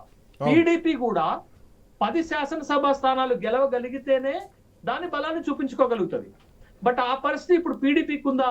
పీడీపీ కూడా <10 గెలవగలుగుతుంది అనే అభిప్రాయం ఉంది. అంటే అక్కడ మేజర్ పార్టీలు రెండే, ఒకటి భారతీయ జనతా పార్టీ జమ్మూ, ఒకటి లోయలో నేషనల్ కాన్ఫరెన్స్. ఇద్దరు 30కి పరిమితం అయితే 60 వెళ్ళిపోతే ఇంకా ఉన్నటువంటి 90లో ఇంకొక 30 ఉంటాయి. కాబట్టి ఆ 30లో పీడీపీ రోల్ ఎంత, కాంగ్రెస్ రోల్ ఎంత, రషీద్ ఇంజనీర్ రోల్ ఎంత, ఆ 3 పార్టీలు గెలుచుకునే సీట్లే రేపటి ప్రభుత్వాన్ని ఏర్పాటు చేయటంలో కీలకమవుతాయి అనేటటువంటి విషయాన్ని ఇక్కడ మనం గమనించాలా. బట్ జమ్మూలో బీజేపీ తన బలాన్ని చూపడుతుంది, లోయలో ఎన్సీ తన బలాన్ని ఖచ్చితంగా చూపడుతుంది. ఇప్పుడు మా బండారు రామ్మోహన్ రావు గారు చెప్పిన ఫ్యాక్టర్స్ పైన జమ్మూలో ఎన్నికలు జరగలే, 370 రద్దు చేసిన తర్వాత వచ్చిన ఫలితాల పైన ఎన్నికలు జరగలే. ఒకవేళ అట్లా కనుక జరిగితే Bharatiya Janata party will form a government. జరగలే. అక్కడ జరిగిన ఎన్నిక ఏంటంటే ఒక ప్రత్యేకమైన ఐడియాలజీ మీద జరిగింది. జమ్మూకి వచ్చేసరికి బీజేపీకి ఎందుకు అడ్వాంటేజ్ రావాలా, లోయలో నేషనల్ కాన్ఫరెన్స్ కి ఎందుకు అడ్వాంటేజ్ రావాలి అంటే మనం అనుకునేటటువంటి అడ్వాంటేజెస్ పైన ఎన్నిక జరగలే. ఓ విధమైన భావోద్వేగం, ఒక విధమైన రిలీజియస్ ఫ్యాక్టర్ పైన ఎన్నిక జరిగింది. కాబట్టి మనం ఈ అన్నిటికీ అతీతంగా జమ్మూ కాశ్మీర్ ఎన్నికల్ని ఒక ప్రత్యేకమైనటువంటి ఎన్నికలుగా చూడాలి. అది ఇక్కడ ఉన్నటువంటి పాయింట్. కాబట్టి ఇంత సంక్లిష్టత జమ్మూ అండ్ కాశ్మీర్ లో రావడానికి కారణం ఏంటంటే religious ideas, that much impact on the voters పైన అది ఇంపాక్ట్ చూపెట్టింది. 370 వల్ల వచ్చే అడ్వాంటేజ్, పెద్ద నోట్ల రద్దు వల్ల వచ్చే అడ్వాంటేజ్, టూరిజం పెరగటం వల్ల వచ్చిన అడ్వాంటేజ్, శాంతి భద్రతల వల్ల వచ్చిన అడ్వాంటేజ్ మీద ఎన్నికలు జరగలే. అవి సెకండరీ పాయింట్స్ అయిపోయినాయి. బట్ ప్రైమరీ పాయింట్ ఏమైంది అని అంటే బీజేపీకి జమ్మూలో అడ్వాంటేజ్, లోయలో ఎన్సీకి అడ్వాంటేజ్ అనేది ఒకటిగా ముందే అభిప్రాయం ఏర్పడిపోయింది జమ్మూ అండ్ కాశ్మీర్ లో. But that much impact on the election and electoral and voters, దాంతో ఈ విధమైనటువంటి గందరగోళం అక్కడ ఏర్పడింది. రెండోది శ్రీకాంత్ గారు, అక్కడ భారతీయ జనతా పార్టీ అన్ని అవకాశాలని ఉపయోగిస్తుందండి. ఎందుకంటే హర్యానాలో ఓటమి తనని చికాకు పరుస్తుంది రాజకీయంగా. కాబట్టి హర్యానాలో ఎట్లాగో పోయింది కాబట్టి జమ్మూ అండ్ కాశ్మీర్ లోనైనా తన నిలబెట్టుకోవాలి, తమ పొలిటికల్ అడ్వాంటేజ్ ని, తన పొలిటికల్ ఇంట్రెస్ట్ ని నిలబెట్టుకోవాలని అన్ని ప్రయత్నాలు చేస్తుంది. బట్ ఎవరు ఏ అవకాశం వస్తుంది అనేది జస్ట్ విల్ వెయిట్. మనం ఖచ్చితంగా ఎలక్షన్ రిజల్ట్ తర్వాతనే దానికి మనం కంక్లూజన్ కి వస్తాం. But at right now it is so difficult to come in to the conclusion about exactly. Rammohan Rao garu, Seshu sir చెప్పినట్టు సరే, అదే భారతీయ జనతా పార్టీకి ఇప్పుడు 2 వర్షన్లు చూసుకుంటే హర్యానా హస్తగతం అయిపోతుంది, జమ్మూ అండ్ కాశ్మీర్లో నిలబెట్టుకోవాల్సినటువంటి అవసరం ఉంది. బట్ ఇప్పటిదాకా మనం మాట్లాడుకున్నటువంటి పరిస్థితి చూస్తే భారతీయ జనతా పార్టీకి కాంగ్రెస్ పార్టీకి మధ్యలో ఎట్లాంటి పరిస్థితులు ఉన్నాయి, జమ్మూ అండ్ కాశ్మీర్లో లోయలో పైన, ఇదంతా కూడా మనకు కనిపిస్తోంది. బట్ దీంట్లో మరీ ముఖ్యంగా ఏంటంటే రషీద్ ఇంజనీర్ పాత్ర ఎంతవరకు ఉంటుంది? ఎందుకంటే మిలిటెంట్లు ప్రజాస్వామ్యంలో భాగం కాబోతున్నారు, అది అవుతుంది. జైల్లో ఉండాల్సినటువంటి రషీద్ ఇంజనీర్ ఈసారి చట్టసభల్లోకి వస్తారు.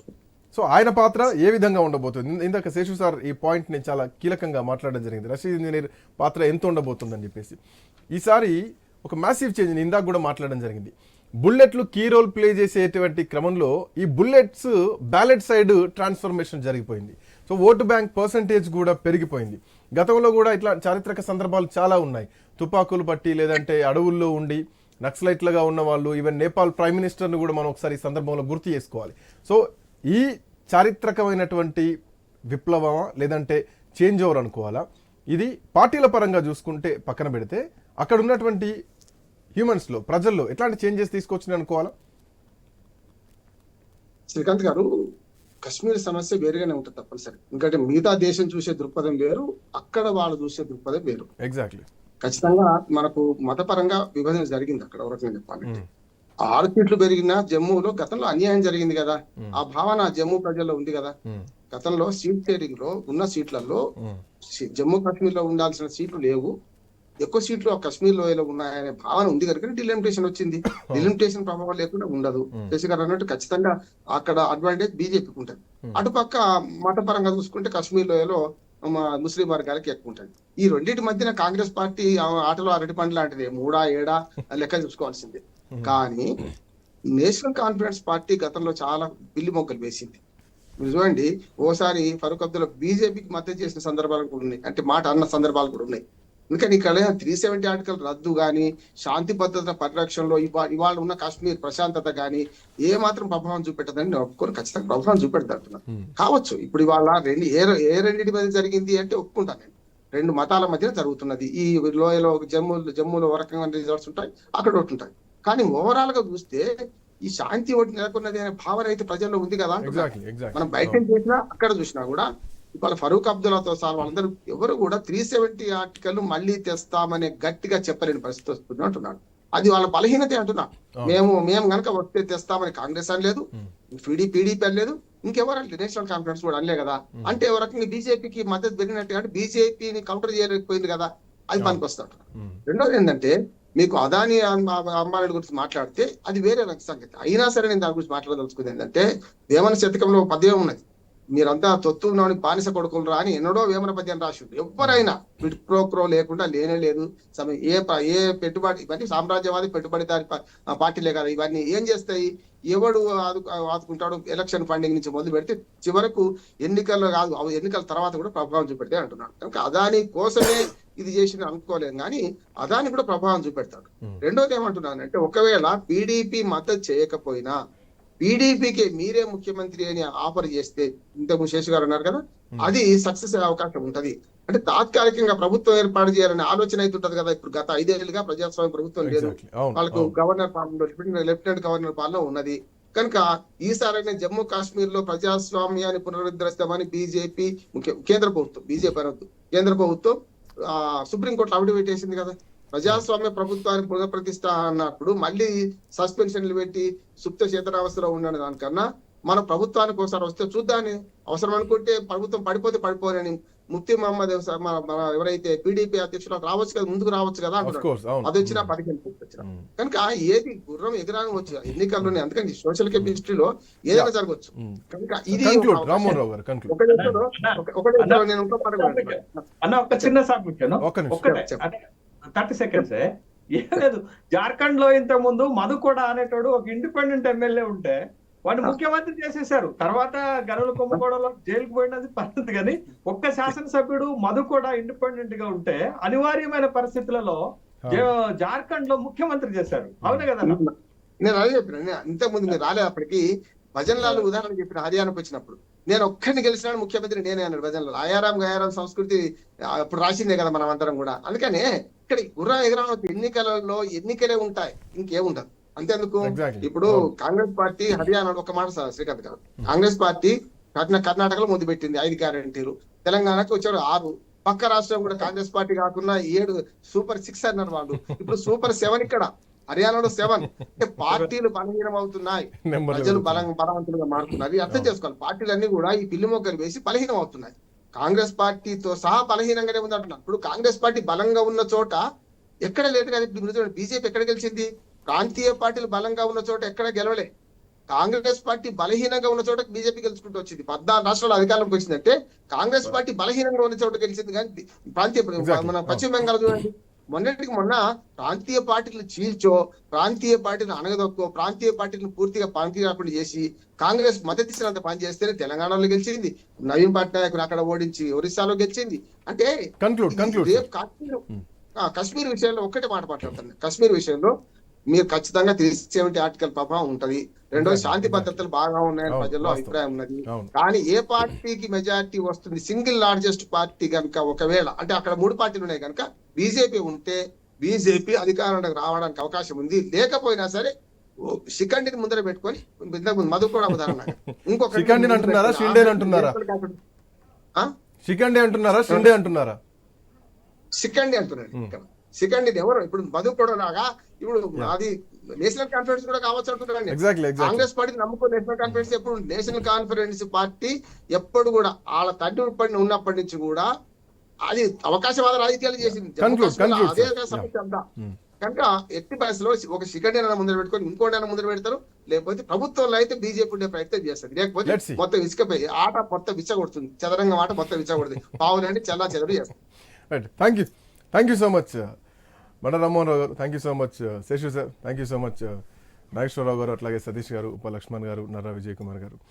సో మొత్తానికి హర్యానా హస్తగతం కాబోతోంది అన్నది ఇప్పటివరకు ఉన్నటువంటి లేటెస్ట్ ఎగ్జిట్ పోల్స్, సర్వే సంస్థల నుంచి వస్తున్నటువంటి అంశం.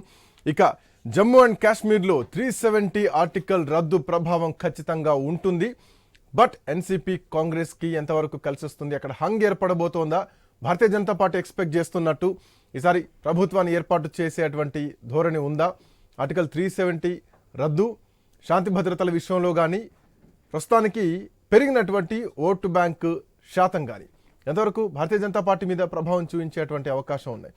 Let's see. ప్రస్తుతానికి ఎగ్జిట్ పోల్స్, ఎగ్జాక్ట్ పోల్స్ రావాల్సినటువంటి అవసరం ఉంది. 8వ తేదీ వరకు వెయిట్ చేయాల్సిందే. That's all for now.